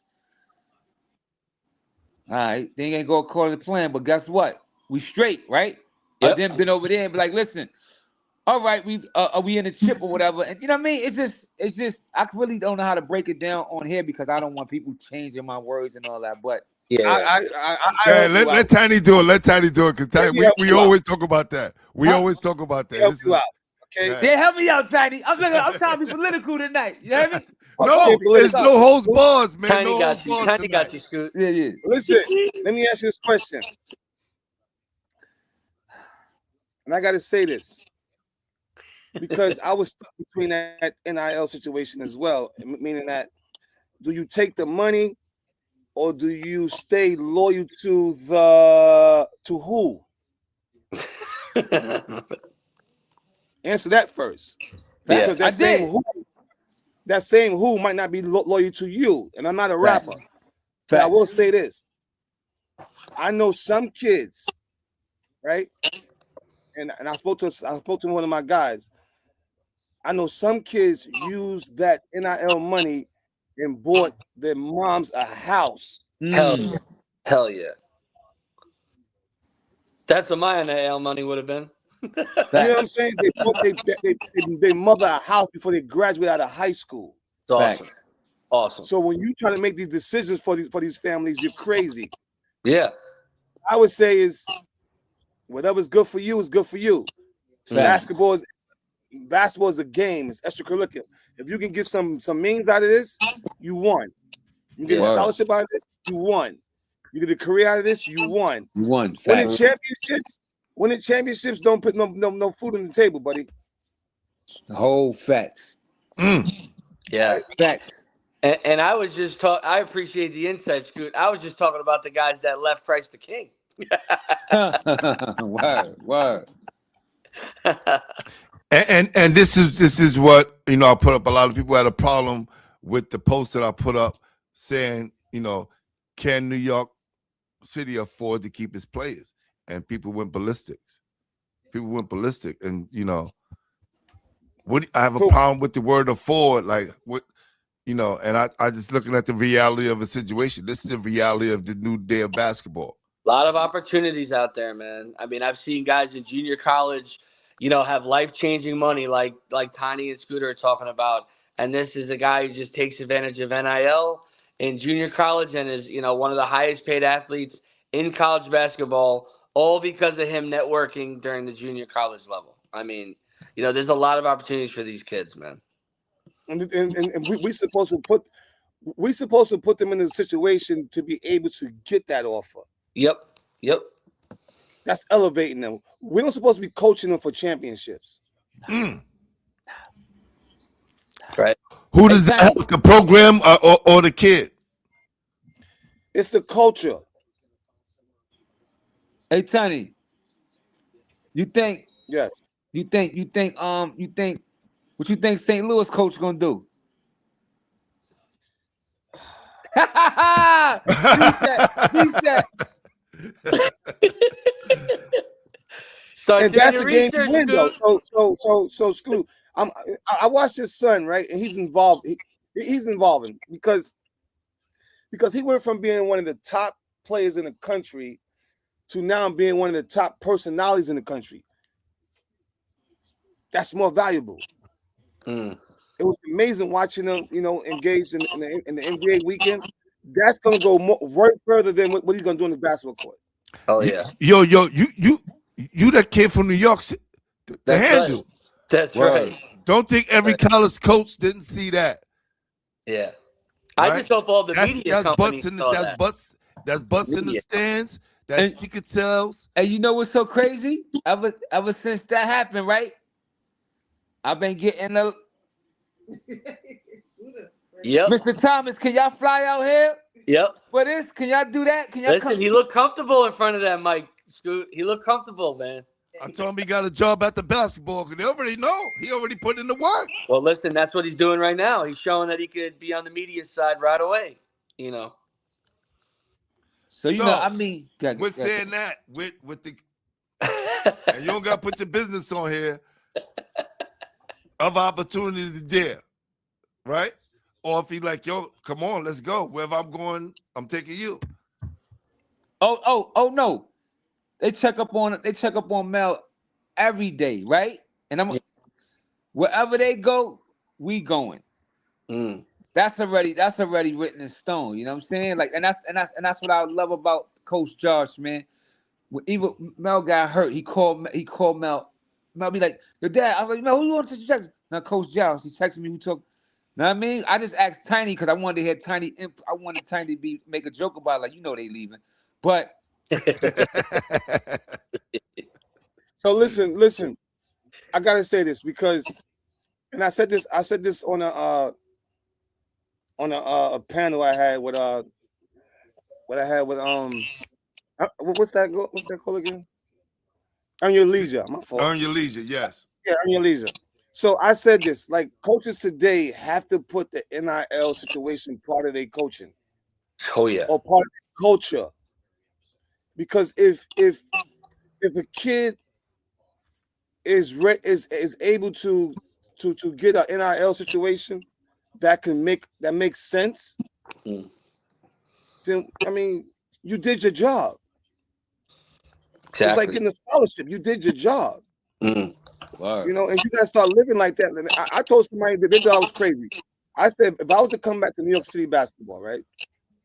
My job would be to take a freshman or sophomore, coach them for 2 years, and hope I got them good enough that they can be bought out. Yeah. Yep. He did say that. Yeah. And he says it all the time. What's wrong with that? What's wrong with that? You did your job. Trust me, that kid, I'm telling you, that kid gonna remember you as a coach more than to remember you how many championships that you won. Correct. I know that for a fact. I think people don't see the value in that, Tiny, of being that guy to push them to the next level. They just want it to be their kid. It's what they've done to get them there. Yeah. Their kid. Stresses me out when I hear that. Right? And I hear it every day. You know, it's like I even have guys, you know, when they transfer from that D2 up to Division I, I'm like, this is so amazing for your program. Like, you've created a pathway to one. Kids could see that they could go to one from your program, and they're like, F that kid. I can't believe he screwed us and left us. I just don't get how some of these coaches think about it. No. I think it's more about the program than the kids, because, you know, even on the AAU side, you know, when we talk about kids who play in high school ball, right? Just say a kid who's playing high school ball and he's starting on his high school team, and then he plays 14 or 15. Let's talk about AAU. Yes, AAU, right? And talk about a young kid or someone who's already playing high school. Do you play up or do you play down? Or do you play your age? You always play up. If you got the talent to play up. You don't play up to define the talent. If you're talented enough to play up, you play up. Yeah. But suppose the coach is like, yo, you're going to be the best 15-year-old in the country, right? We're going to win the, you know. Such thing. There's no such You're thing. going to get a nice T-shirt, Pooh. You're going to get a nice T-shirt. No such thing. And what grades you talking about, Pooh? What grades you talking about? Middle school? You know, like those 15 U's playing, you know, like if a freshman's on varsity, right, Scooter? And then they go play 15U. Pooh always goes crazy that they're not playing up and trying to play tougher. Listen, if a sophomore is all city, he should not be playing 16 and under. I'm saying it. Correct. If a sophomore is all city in New York City, he should not be playing 16 and under. I'm sorry. At all. If he's one of our best players in the city, yeah, he should at all. What we doing? I'm with you. I'd love to see some of those 2028s play up this year, like Skylar Ragu. I mean, how could he play 16? You know. Yeah, but it's up. Like Tony was saying, as if I'm an AAU coach, right? And I don't know, cause I'm a marketing genius, man. So that's what I'm saying. I like and it's crazy because my man Anthony Brown Sr., right? Anthony Brown Pops, right? He hit me up like 3 days ago, right? He like, yo, what's up, Scooter B? They from Maryland. You know Ed Brown, Tiny. Yes. Right? Yeah. God's my witness. His father called me the other day. He said, yo, Scooter. I said, what up? He said, yo, man, he's talking about Anthony Edwards with Mel. He said, yo, man. He said, man, I want to just give you your roses, man. He said, yo, as much stuff as people were saying about you over the years, man, he said, yo, you beat everybody to the punch. That's right. He said, when they was talking all that shit about you, part of my language, right? He said now they trying to do the same thing with their kids, right? Yep. He said, but you beat them to the punch, right? And that's what I was doing. And it was even time. And my wife right here. My wife used to get mad at me. She'd be like, I come in the house, you know, this is Tiny. This when I was sipping. That's when I was sipping that Hennessy, right? That's the problem. That's too hard. Hennessy. Now listen, T. Look, Pooh. Look. Check it out. Mel be playing fifth grade, right? So I have Mel playing major tournaments, right? just so he could develop. Then I have him playing mediocre tournaments, right? So I go to liquor store, right? I'm not advising no parents. This is not the blueprint to marketing your kids. This is just what Scooter was doing, right? No holds barred, baby. So I go to liquor store, I get my Hennessy, I be sitting right here. I'm like this. Mel be, Mel in fifth grade, he running around. He don't even know what I'm doing, right? So I'm drinking my Hennessy, and I load them videos, and I'll start posting. My son, the best player in the country ever, since Kenny Anderson, right? So I'm just doing all kind of stuff, right? Posting all kind of stuff, right? Sometimes even going back and forth with people. But at the same time, like I had a vision, right? And I'm gonna be real with you. I caught my vision when I came home from prison. I caught what Isaiah Washington had going on, right? So I sat back. I said, "Oh shit!" I said, "Look how these kids is following him, man, right?" So then I reached out to him like, "Yo, can my kids train with you?" So he like, bet. He was cool about it. So Mel and Reem, they blew up. The youngest, it's on YouTube. It got like 3 million followers. It said, "Yo, the future's a Jelly fan," right? So from there, I said, "Hold on, Magic Mel, boom, boom, boom, boom. This is what we doing, boom, boom, boom." So I just turned them. I had a vision of what I was gonna do to him, and mind you, I could say it now, right? We flying every week, and they like, "Yo," oh, he got Mel playing out of town, because I was like the first one to do that in New York City. Had my son playing out of town every weekend. They was flying me and Mel out, right? I don't know about being the first, but go ahead.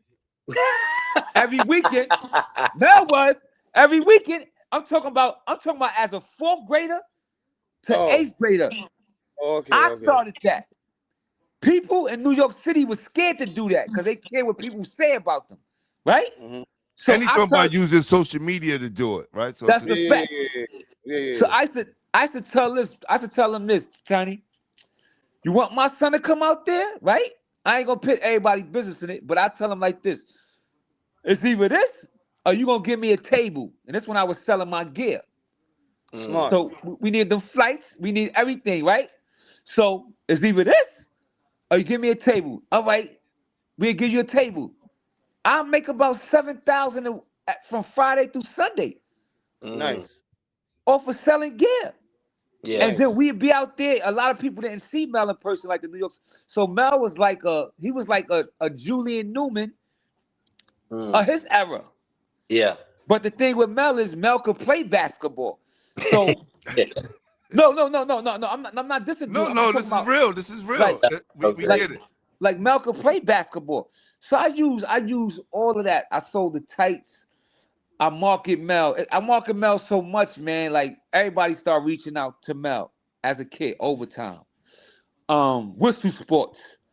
It's crazy because Ellen reached out to us. We supposed to have went to Ellen. Wow. But they got messed up. That's another story. Now, you know Scoot, I got one question. I want to interrupt you.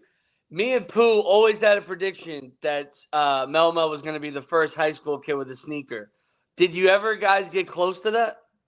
Absolutely. Oh, man. Me and Pooh had it. Yeah, we were all over. We talked about that. Hey, but I didn't do it. We supposed to have had that done, Tiny. And guess who we was gonna do it with?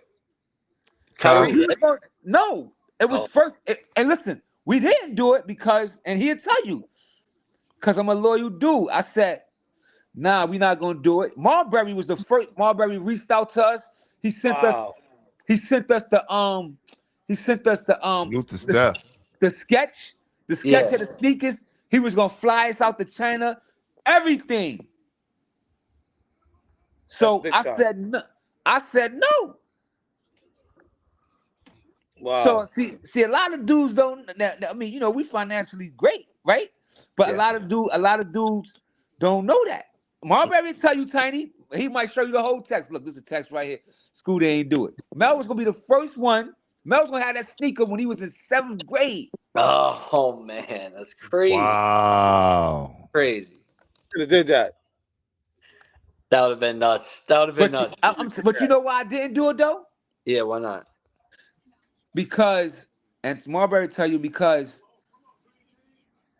we was waiting on what we was gonna do with Kyrie. Yeah. You know what I'm Oh, saying? okay. So Yeah. so I can't and Kyrie did so much for us, bro. Like that, Yeah, that makes sense. you know what I'm saying? So I couldn't do it. You feel what I'm saying? But Listen, no, I don't want to cut you off, but I don't want your son to lose that spark on playing the game of basketball because he already transitioning to the business world. Because he got to understand the only reason why where he's at right now is because of the game of basketball. Mm. So I want to see him back on the court. I want to see him continue to do what got him where he at right now. facts. You know what I'm saying? I hope he don't lose that fire to continue Yeah. the ball because he's still young. You know, Right. still young. Right. I want to see him Yeah. play. Definitely want to see him play. Shit, know? me too. Yeah. He better not lose that fire. Well, did you guys see when they interviewed I want to say it was, I think, Christian Braun on the Denver Nuggets, and it's a great question to ask you too, but he said, if I got $1 million from Kansas when I was there, I never would have made the NBA because I wouldn't have been as hungry. I wouldn't have been as passionate. I would have been screwing around instead of sitting in the gym. What do you guys think? What do you guys think of that statement? And do you think that some of these kids getting that money maybe has them lose the fire and the passion to I make it to the disagree. next level? I disagree. I disagree times 10 because unless he came from money already. Mm. But my thing, when I was a coach at a high school, I noticed that it's hard to show the kids the end of the road by keep talking. Yeah. You could be this, you can do this. One thing that happened to us when Steph was at Minnesota and we took Lincoln to Minnesota to watch them play, and Sebastian actually seen what $1 million house looked like. Yeah. That right there showed what the end of the road could look like. Yeah. You know what I'm saying? So growing up playing for the Gauchos or playing for anybody that was giving you car fare or food money or money in your pocket, that shows you what you can do at the game of basketball. Mm. And so I don't think money will stop a fire or stop somebody's desire if there's some adults around that's not using it, using it the right way. I think sometimes the money is a motivation factor for the kids to want to get some more money. Mm. Like I don't see it the other way. Mm. Did I tell y'all that Canarsie lost by 20 to Eagle Bronx? Horrible. Yeah. I didn't want to segue it. I just had to say that because I was on the back of my mind. It was bad. It was bad. And because we on that, Christian Marbury kind of carried them. A guy who came off the bench, Joshua Henry, also helped him. And PJ and Devin didn't have a good game at all. So that kind of hurt. Canarsie probably one of those teams that didn't perform the way they should have performed on paper. Yes. Yeah. All right. So, okay. I just want to mention that because I don't think I mentioned that earlier. I thought we mentioned that off air, B. I don't know if I mentioned that on air. Yeah, maybe. I'm not sure either. Okay. Scooter, you said Eagle Bronx by 20, you said? 25.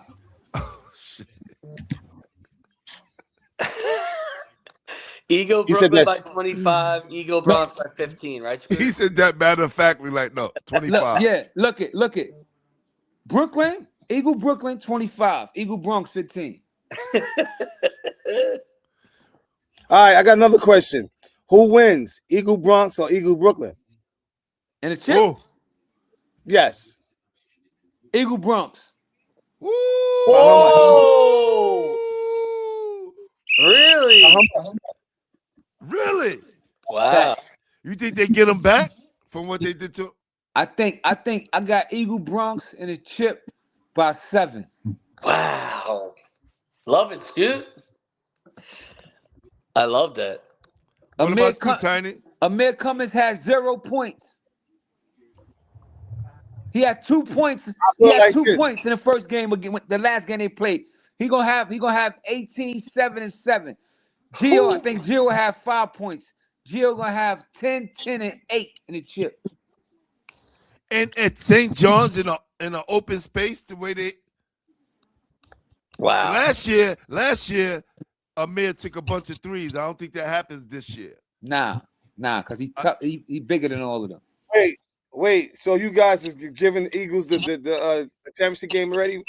You guys are giving Eagles the championship game? We talked about it. If we saying that the both Eagles I ain't win, say anything.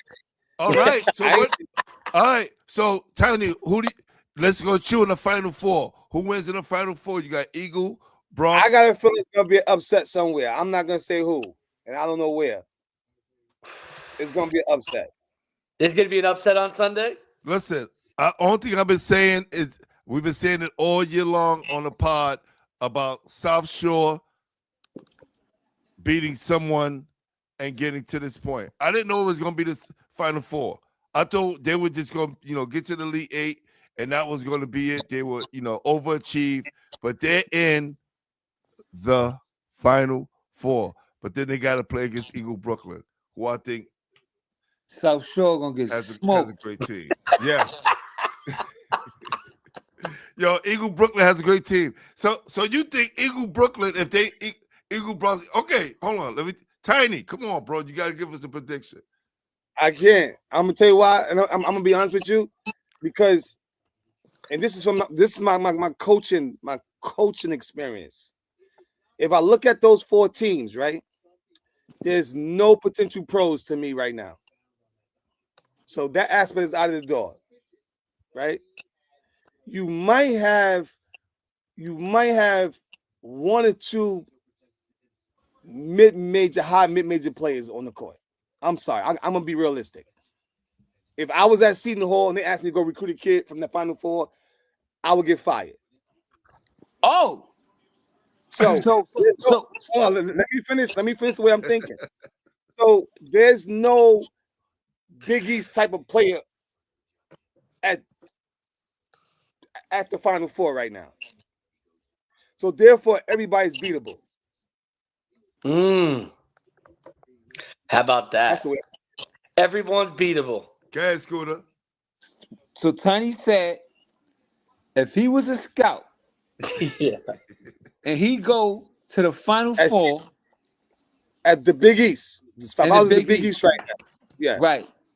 He said he would get fired. So, no, I'm saying I'd get fired if I was to try to recruit one of those kids today. Yeah.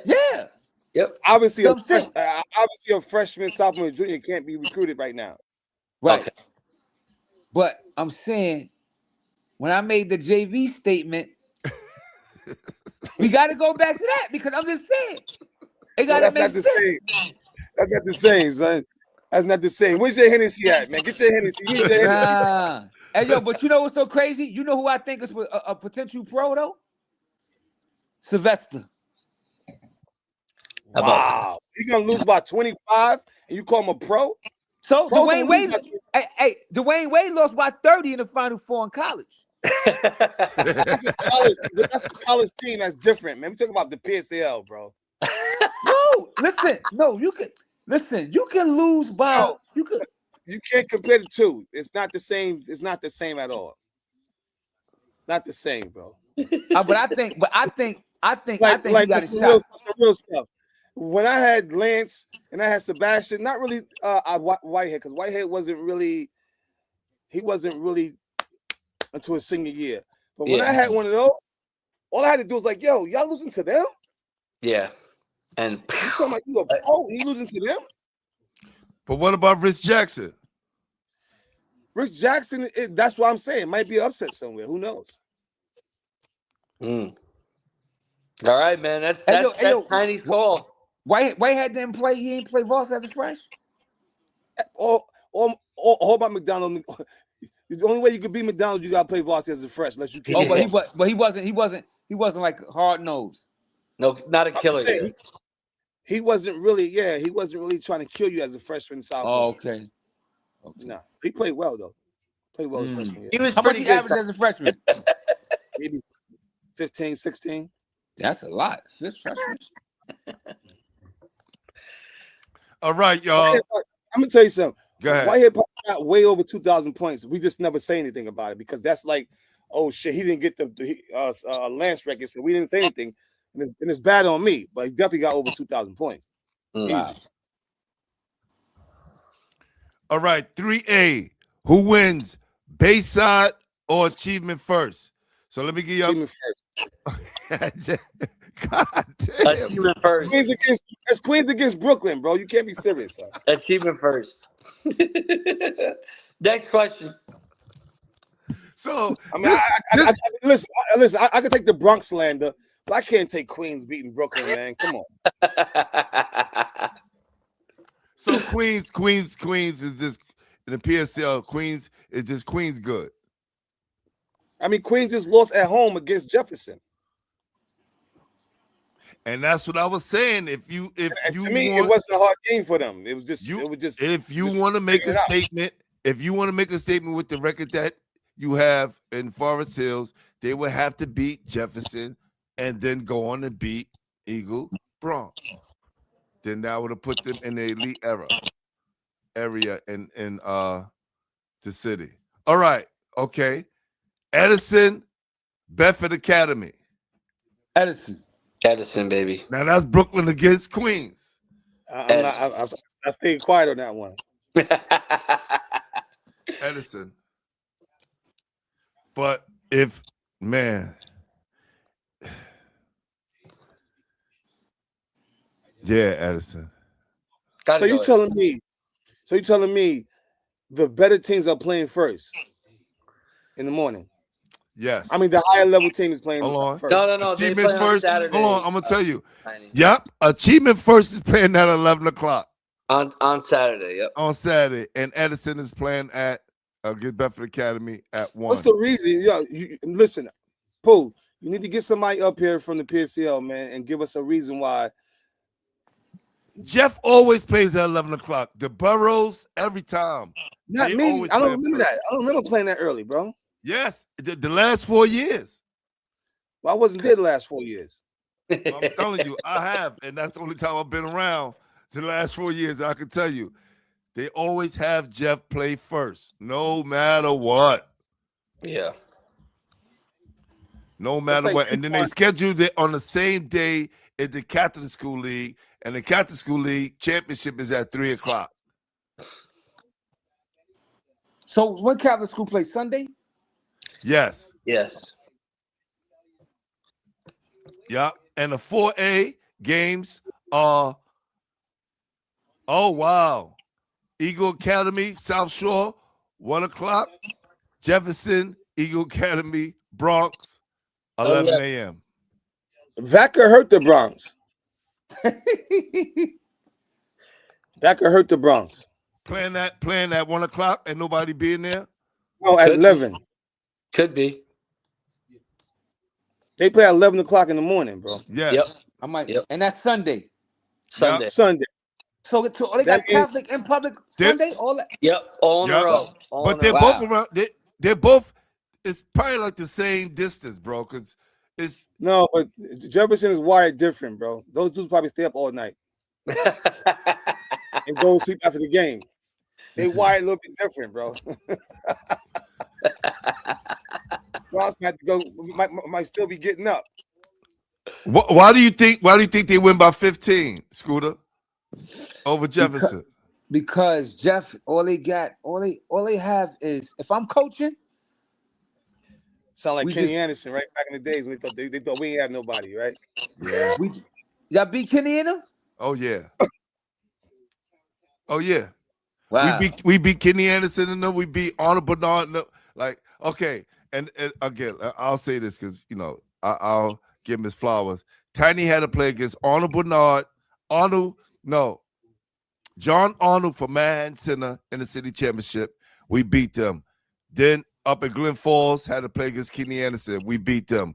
Then the next night we had to play against Arnold Bernard A-Train. We beat Kenny Anderson in overtime. We beat Arnold Bernard and them in double overtime.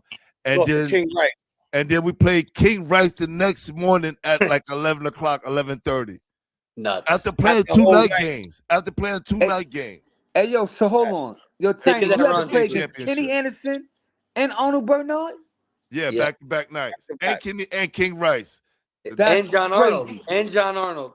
And That's John crazy. Arnold from Madden Center. That's From crazy. Uptown Harlem. Yeah. That's crazy. Yeah, hey, yo, So that Arnold being Bernard said- still was fast?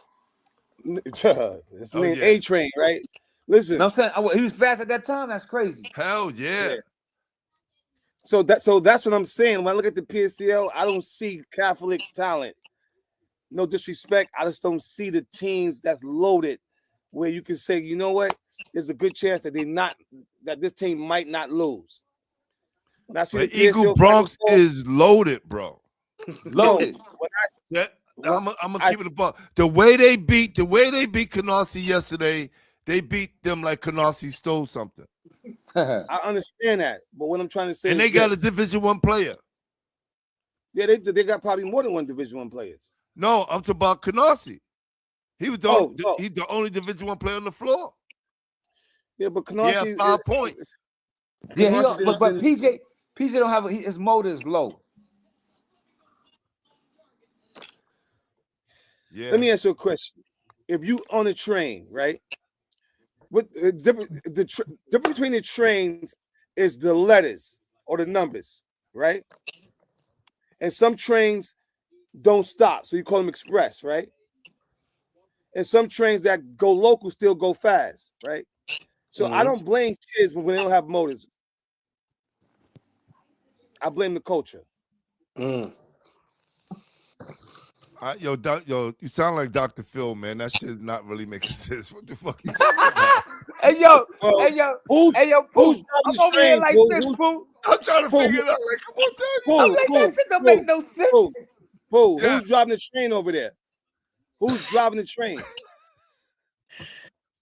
Who's in charge over there? The coach, Jake.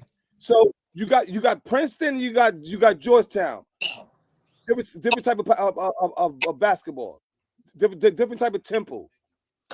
When a kid stays at a school for 4 years and you tell me he has no motivation, that's not the kid. No, I'm not blaming this on PJ. I honestly. So when I say driving the do. train, I'm talking about the coaches. Oh, I'm sorry, the coaches. The coach, okay, now I get it. Because when you say culture. coaches, I'm like, culture. What the hell you talking about? Yeah, Coaches. Because you probably never coached before, Post. You're not understanding. Nah, what I'm you saying. drinking that? You drinking that cheap red You wine, and they drinking got that you talking cheap funny. wine. Yo, he You drinking drinking that cheap water. wine. Listen, Tiny, I you think keep you're drinking Wild disappearing in Iris those Rose. bricks.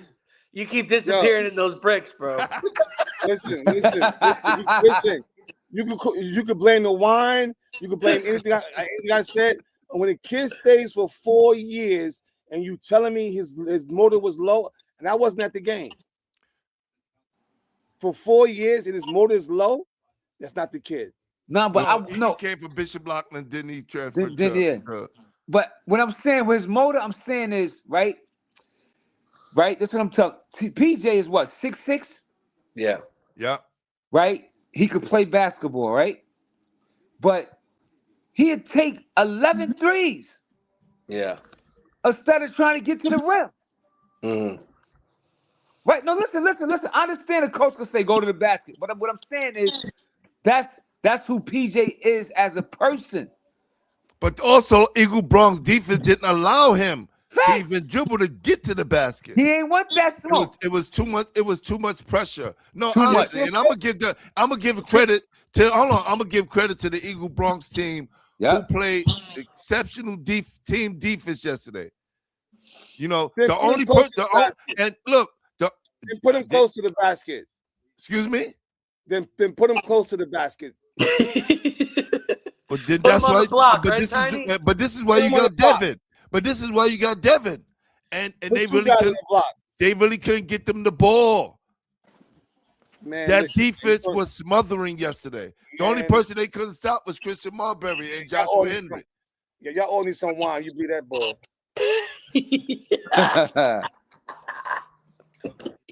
Y'all need some cheap wine. I'm gonna drink another bottle, matter of fact. I don't drink cheap wine, buddy. Who are the top 10 players in the city? My back against the wall. I can't say that right now. Want me to say it? Who you got? Who's your favorite 10, Scoot? Overall, Yeah, who you like? Catholic mixed with public. Yeah. Sure. Josiah Jarvis.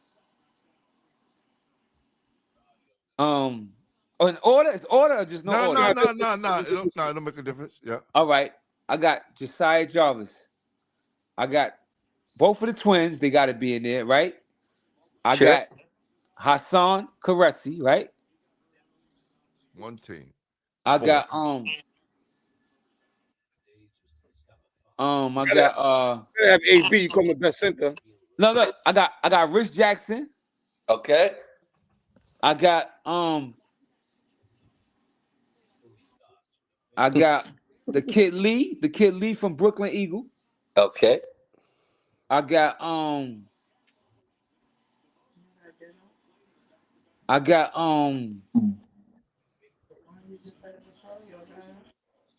Johnny Mag. I'm throwing Johnny Mag in there.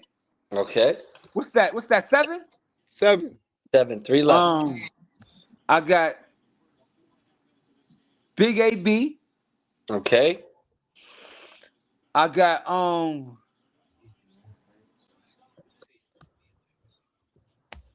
Dylan Perry.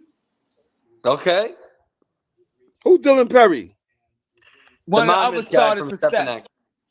Oh yeah. He drinking Hennessy. He got Hennessy pouches over there. He ain't got the No drink. Big O. Okay, no. Come, let me fit. Right? Definitely Big O, right? Dylan Perry. Okay. That's 10. That's That's 10. That's 10? Yeah. All right. So the starting 5 for Stepanak is All City. So if you want the starting 5 All City in the coach of the year? Come on, son. Hey yo, but listen. He said he You don't don't got like Hennessy that over there. Huh? What 10 No is better than that? AJ Moody, Denham No. Troutman, Hunter Frazier, Peyton Wilson. No. No Malik No Fields. kid, wait. No kid from Bronx Eagle? Nope. Nah. Norman Cummings. They not better than them kids. They gotta be better than them kids. Okay. And the only one I feel that I left out that could have been on there was Malik Fields. Yeah. I thought Only you were one. going to say him. And only reason why I would have picked Malik Fields over Dylan Perry, but Dylan Perry's a warrior, man. Always good in the playoffs. Always good in the playoffs. It's a strong 10. I like it. I got a question for you. If you take Dylan Perry and put him on Cardinal Hayes and take Malik off and put him on Stepanak, will Dylan Perry still be on City? Will he be all city? Dylan Perry averaged 20 and 10 easily on Hayes right now. Easily. And 4 blocks. Let's go. Where he from? Do they win? If Dylan Perry is wait. on Cardinal Hayes, do they win? Do they win against Stepanak, or they still lose? They got a great chance. Wow. Where's Dylan Perry from? Dylan? Dylan Yeah. from Jersey, but he played in New York his whole life. Oh, okay. I thought he was from the Bronx. Nah. Dylan, I'm telling you. Hey, yo, Tiny. Dylan Perry is a warrior, man. He like the kid that you had at Lincoln, man. I forgot. I saw he was on that. He was in that Please don't say who I think you're gonna say. He like Pena. Oh, he's nothing like Pena. He's nowhere as better than Pena. He's nowhere as good as Pena. I mean, no way. Workhorse. No way. Who you thought he was gonna say, Tiny? Desi Rodriguez. I almost threw up. Nah. I was about to throw up this wine. Hey, Come on, dude. Desi Boo is kicking in, Boo. Yeah, we don't got political Tiny tonight. Yeah. Jay Blue said Peyton Wilson is definitely top 10. Getting close. Ask Blue, is he better than Dylan Perry? Yes, he is. Oh, I'm sorry. I don't mean to say that. How much? Listen. How much Peyton average? 17, 16. How many rebounds? I don't know. Hold on. Not enough. I Yeah. guarantee you, you put Dylan Perry on any team in New York City, he's gonna average 20. Payton averaged 15. Not good I enough. got a question for you. I'm glad you said that, Scooter. I got a question for you. So, do kids that's on loaded teams get penalized from being all city because they on a loaded team? Yeah. So so you just said Dylan Perry is an all city player, Right. but you're saying that his stats and what he's doing is not showing how good he is because he's on a loaded team, right? Right. So how could you give him all city then? Because I know what he can do. He played. Listen. He played on the Under Armour last year against the top players in That's the nothing to do country. with New York City. We're talking about New York City basketball right now. You're right. They way better. They way better than New York City players on them circuits. But we're talking about what we've seen in New York City basketball. No, so let me ask you. listen, Tiny. I saw a lot from Dylan Perry this year, right? And this what made me say it. He looks way better than last year. He's hitting the 3-ball now too. We know that, right, Pooh? Yeah. Right? He was hitting the last year. He was hitting the last year, but he don't get many opportunities to shoot. But I'm saying this year he hitting it a lot this year too. But what I'm saying is this: when you're on a loaded team, right? Your shots got a good chance of being reboundable because your team could rebound. You don't got to put the ball on the floor too much. You don't get double teamed. So you really can't see how good a person is when they're on a loaded team. Now, when you're not on a loaded team and you get double teamed and every shot you miss matters because you're the best player or you're one of the best players, that's more pressure. So I don't see an all-city player that doesn't have a lot of pressure being an all-city player. Talking about individual awards, we're not talking about team awards. Like I said, put Dylan Perry on any team in New York City, he's gonna go crazy. Huh? You can take a sip, bro. No, I'm finished. Hey, you heard Pooh? Yo, Pooh, Yeah. You put Dylan Perry on any team and public school, he gonna average 30. Oh, everybody thinks that. That kills me. It kills when people say that if he was in public or he's in Catholic is a different story. They kill me when they say that. Public school, the center is 6'1". But public school, they play dirty. Hit Dylan.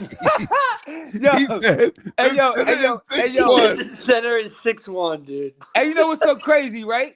I bet you Dylan Perry might get MVP now in a championship just because of this. Wow. Yeah, he must. That must be a cousin or something. I don't know. Dylan Perry gotta be because I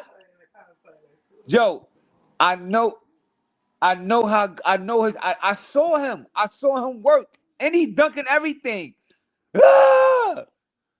Does Hunter Frazier, if Hunter Frazier's not playing, does Eagle still win? Against who they playing against? South Shore? Or anybody? Nah. They need him. They're not being Bronx Eagle without Hunter. Definitely not. Definitely not. Wow. If you take Lee Robinson, off, they still win. If so, you say Hunter Frazier is the most important person on the team. He's one of the main people on that team. Cause know what? When they played against Bronx Eagle, they was not going through that middle while Hunter was there. So And he was he was rebounding and he was kicking that ball. He ain't score a lot, but he made a big presence. Definitely a great rebounder. No doubt. Man, we could have these guys on until midnight, man. I think Eagles another team. I think Brooklyn Eagles another team to distinguish who's all city. Obviously, Lee gets I guess he gets most of the noise, but I just think that their team is so well balanced. It's kind of hard to say. I think Rich Jackson should have got Player of the Year. Even after that Burrow performance. Yeah. Because listen, this is, and again, I'm gonna explain this again. I picked Rick Jackson, Brian picked Lee, and 5 Films picked Denham, and we was at a stalemate, and we said, okay, we're gonna go to the boroughs, whoever have the better performance there, right? And they both happy because Rick Jackson did not play well in that borough championship, and he already lost to them 2 times already, and it's made the 3rd time in a blowout. But they just a better team, though. They are. Yes, but the same 40. I wanted to see that same 40 that he got at Eagle in the borough championship. Yeah. And I think Scooter, if he just, honestly, like if he would have given us his normal 20-point day, I probably would have agreed with Pooh, but it was probably his worst performance in the Jefferson jersey in the biggest moment. That's kind of why I kind of went the other way. But he's definitely, deserving of the award. He's the best player on that team. And without that team, how bad would Jefferson be? Right. When the lights are on, you got to perform. Right. Right. It reminds me of that game that when Bashy hurt his ankle. Everybody there, Jay-Z, Jeter, right? The lights was on. He hurt his ankle. He was like, I ain't missing out on this moment. This is it. Yeah. So I always think about those kind of plays and players when the lights are on. What do you do? How do you respond when the lights are on? You respond like Darius Acuff. Hey, so this is what we talking about. I remember watching Melmo play against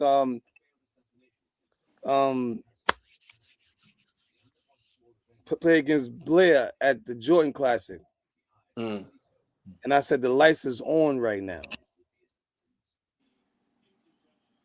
And Melmo didn't perform. I was so upset. No, you know what happened? Let me tell you what happened. No, I seen what happened already, Scooter. No, listen. Mel started out good. The first 8 points, right? Yep. Ron. Once Ron got clicking and the crowd went towards Ron, Mel tucked his tail. So I'm not gonna say he didn't perform when the lights was on. He just tucked his tail when Ron stepped up to the plate. So it's like a cat going against a dog or a dog going against a cat. Which one's the dog? Which one's the cat? Ron was a dog. Mel was a cat. Mel was a kitten. He turned into a kitten that night. And he didn't miss a shot. Ron didn't miss a shot that half. And what's so crazy, right? Don't you know that was Ron's best performance? That was his coming out party. That was his coming out party right there. I'm talking because look, think about it, right? If you look at any other game that Ron had this year, or last year, it'd be 18-7. It'd be against teams that's worse than OSL that last year. Ron had 15. He just stepped when that shot was going in, he took advantage of it. That jump shot was clicking, and I told his dad, I was like, when everybody was saying Ron this, Ron that, I was like, well, how good can he shoot it? Know what I was saying, Pooh? I was saying to myself when he was taking them shots, I was like, let him shoot. After the 3rd one, I said, oh, he was working on that shot. That's a fact. Yeah. Yo, Tiny. I watched Ron since the 4th grade. Ron never shot that ball. And after he hit them shots that night, it's like he just got a jump shot after that. He was That's what I'm saying. So you seen the progression, right? So when you watch these kids go through these programs for 4 years, 3 years, you don't see a progression. You can't blame the kids all the time, man. Who blaming the kids? No, I'm just saying we can't blame the kids all the time. No, and I would never blame a kid and talk bad about a kid. You talk about their results and how good they play. The same thing that we're doing now. But I do agree with you. You know, that always fall on the coaching. Now I'm blaming the kid. No, I'm gonna tell you. No, listen. Man, listen. It's how bad you want it. And you know what I always say about Ron Ron? Ron Ron played hard no matter what. And guess what? Ron Always. Ron shot couldn't get better. His shot couldn't get no better if he ain't go to the gym. Yeah. So it don't matter how much you push somebody. The kicker always say, right? You heard a kicker always say, no, I don't want to do it. He did it. And I ain't And happy because he was in the gym for 2 hours a day. That was 6 hours a day shooting. Yeah.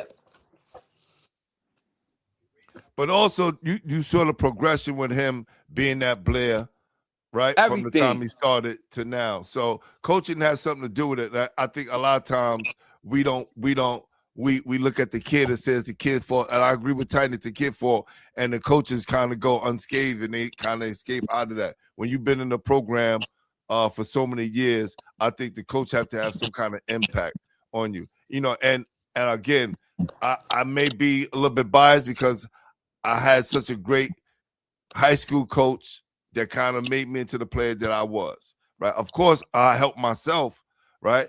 But some of the things that he taught me, man, still stick with me to this day. And I think the fact that we were able to go so far because he was our sixth man. So, you know, definitely, do they get all the blame? No, but some of the blame had to go to the coaching. Yeah. Hey, yo, fellas, look, this has been a great conversation. This has been a great conversation. Hold on, Pooh. Okay. One last question. I ain't going nowhere. I ain't going nowhere. You got it. I don't watch any games, so this is good. Hey, yo, Tiny.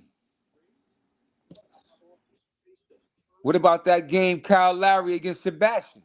Woo!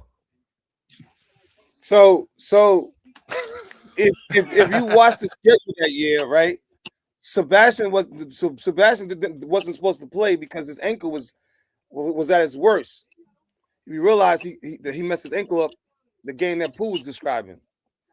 So since I'm on live, you know, since I don't care, I didn't want to upset the sponsors that put money up for us to come down there. Oh, he already got hurt. He was hurt already. He was hurt. He was hurt from the Darius Washington game. See, they don't say that. They don't talk about that. Yeah. So and I didn't want him to play. He wanted to play. Wow. Of course. You know, so he wasn't in full strength. And Kyle Lowry did what he's supposed to do. He didn't care. But I heard he was tough, man. I heard he was tough though. Kyle Lowry was tough. Yeah. Kyle Lowry was very tough. Hey, listen. He might be a Hall of Fame. He might end up being a Hall of Fame player. Yeah. So we're not talking about playing against no bums. Right. Nah, because I saw the interview the other day. I forgot somebody was talking about it on a podcast. I think I saw that same interview. You saw it, right? Yeah. I'm like, what? Yes. I meant to ask you that talked about that game. Yeah. I mean, Kyle Lowry had a lot of chances playing against Bassey. But we had a great segment though, man. Listen, I'm having this forum and my new podcast space. We're gonna open it up. It's not mine, of course, but of course I'm be a part of it. And I want to discuss the best high school class in New York City history. And I've been having a lot of people hit me up saying that the 1990 class is the best class in New York City history. And I'm gonna leave it at that. For those young guys who know history. What you mean when you say the best class? They say, a lot of people say, and I even had this segment when we talked about this with Ephraim years ago, well, not years ago, when I first started the pod, that 1990 class was the best class, considered the best class in New York City history. But why they say that? Because of, I think that's the year they had 5 McDonald All-Americans and guys like Mashburn didn't even make it. Yeah, that was crazy. Yes. Yeah. That makes sense. That makes sense. I got one question before we leave. Yes. You guys keep talking about the Final Four for the PSL, right? And you keep talking about the players. What effect do the coaches gonna have? This is a great segment before we get out of here. I think this is awesome. Great question, Tiny.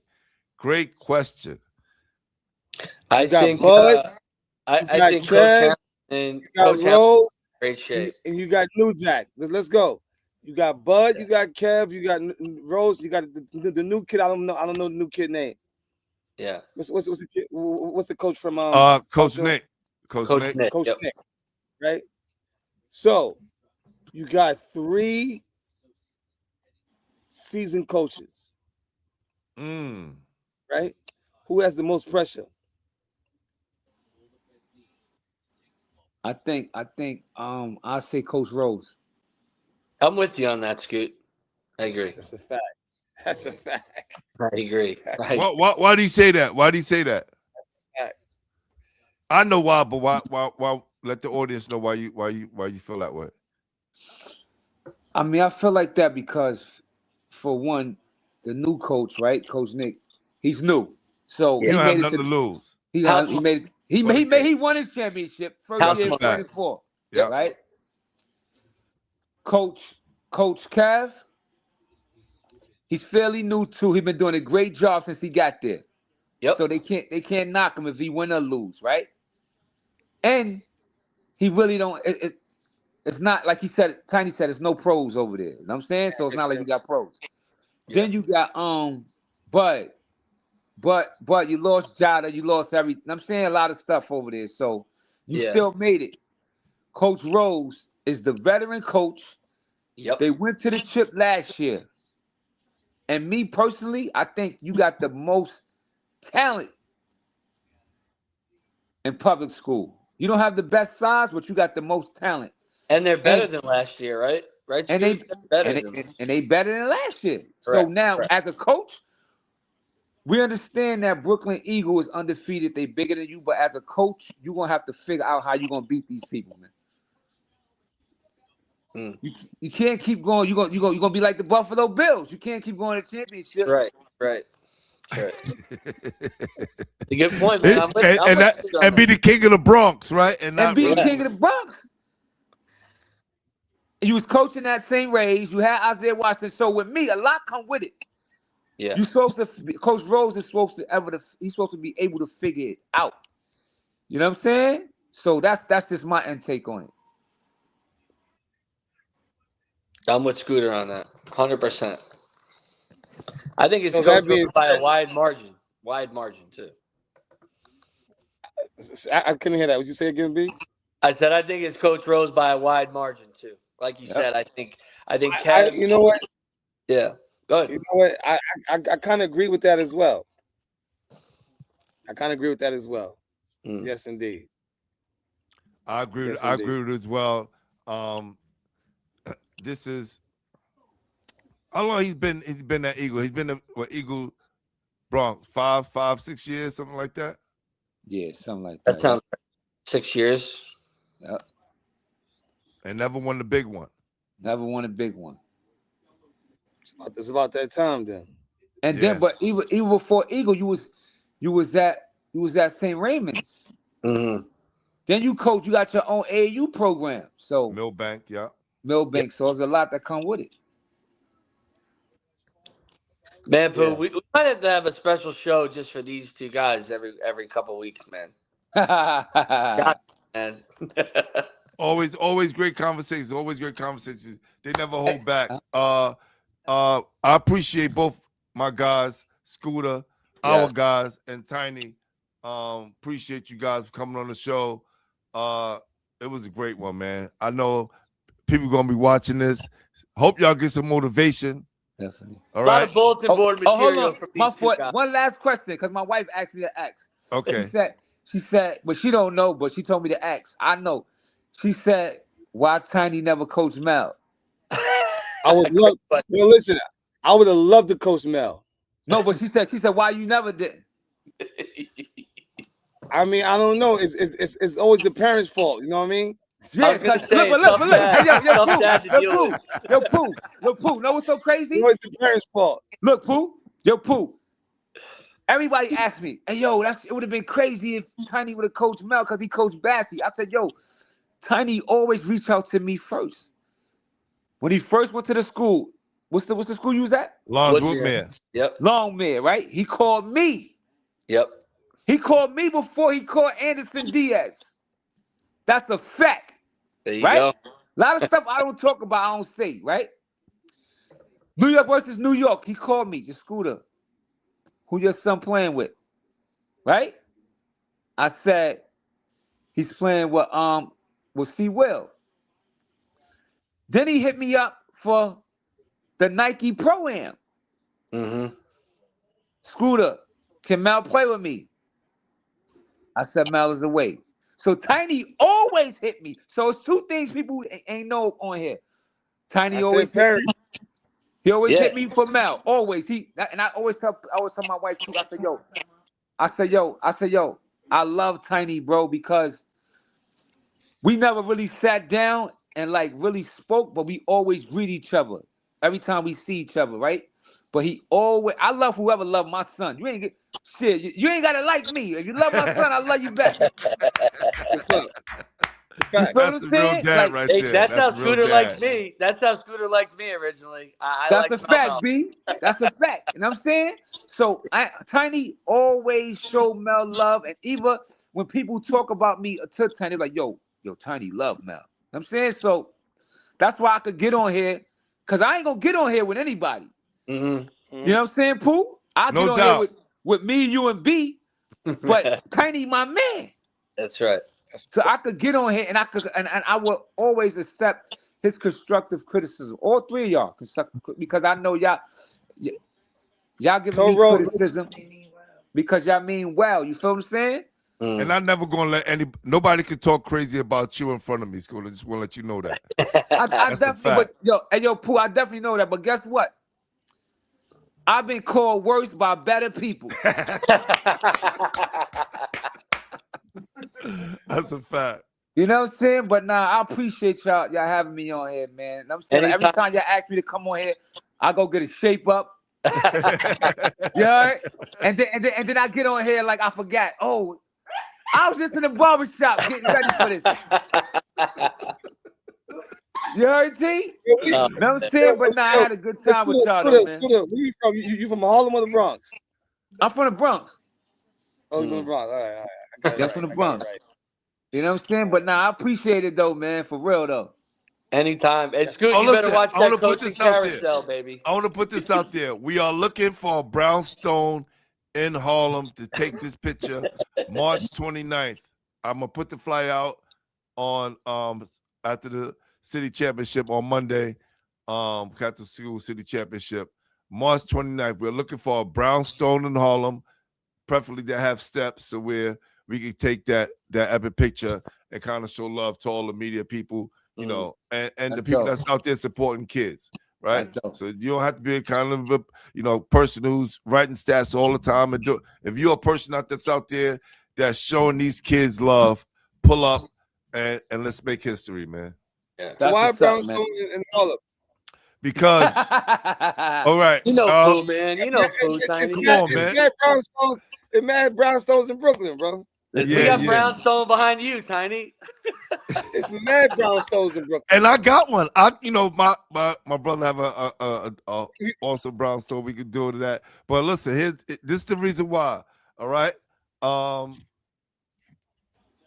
Because there was a great picture that was taken. I'm just trying to recreate history, man. It's always hold on. Let me show you so you get it. And they did it for hip hop too. Right? Hip hop makes sense though. Oh yeah, I remember that. I remember that picture they did, right? Yes, for the Double XL magazine. Yeah, XL. That's a fact. It was on two. It was on two sides of the page. It was so big. Everybody was there. Yeah. That's a fact. That's a fact. So, because there's so many media people. There's so many media people. There you go. Here you go, right here. Let me put it up. Oh, I can't even see that. Hold on. Let me get this up real quick.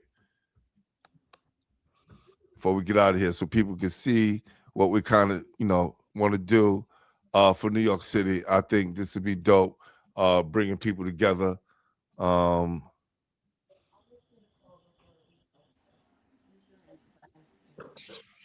we go. Can't really see it on that one, but y'all get it. Hopefully y'all.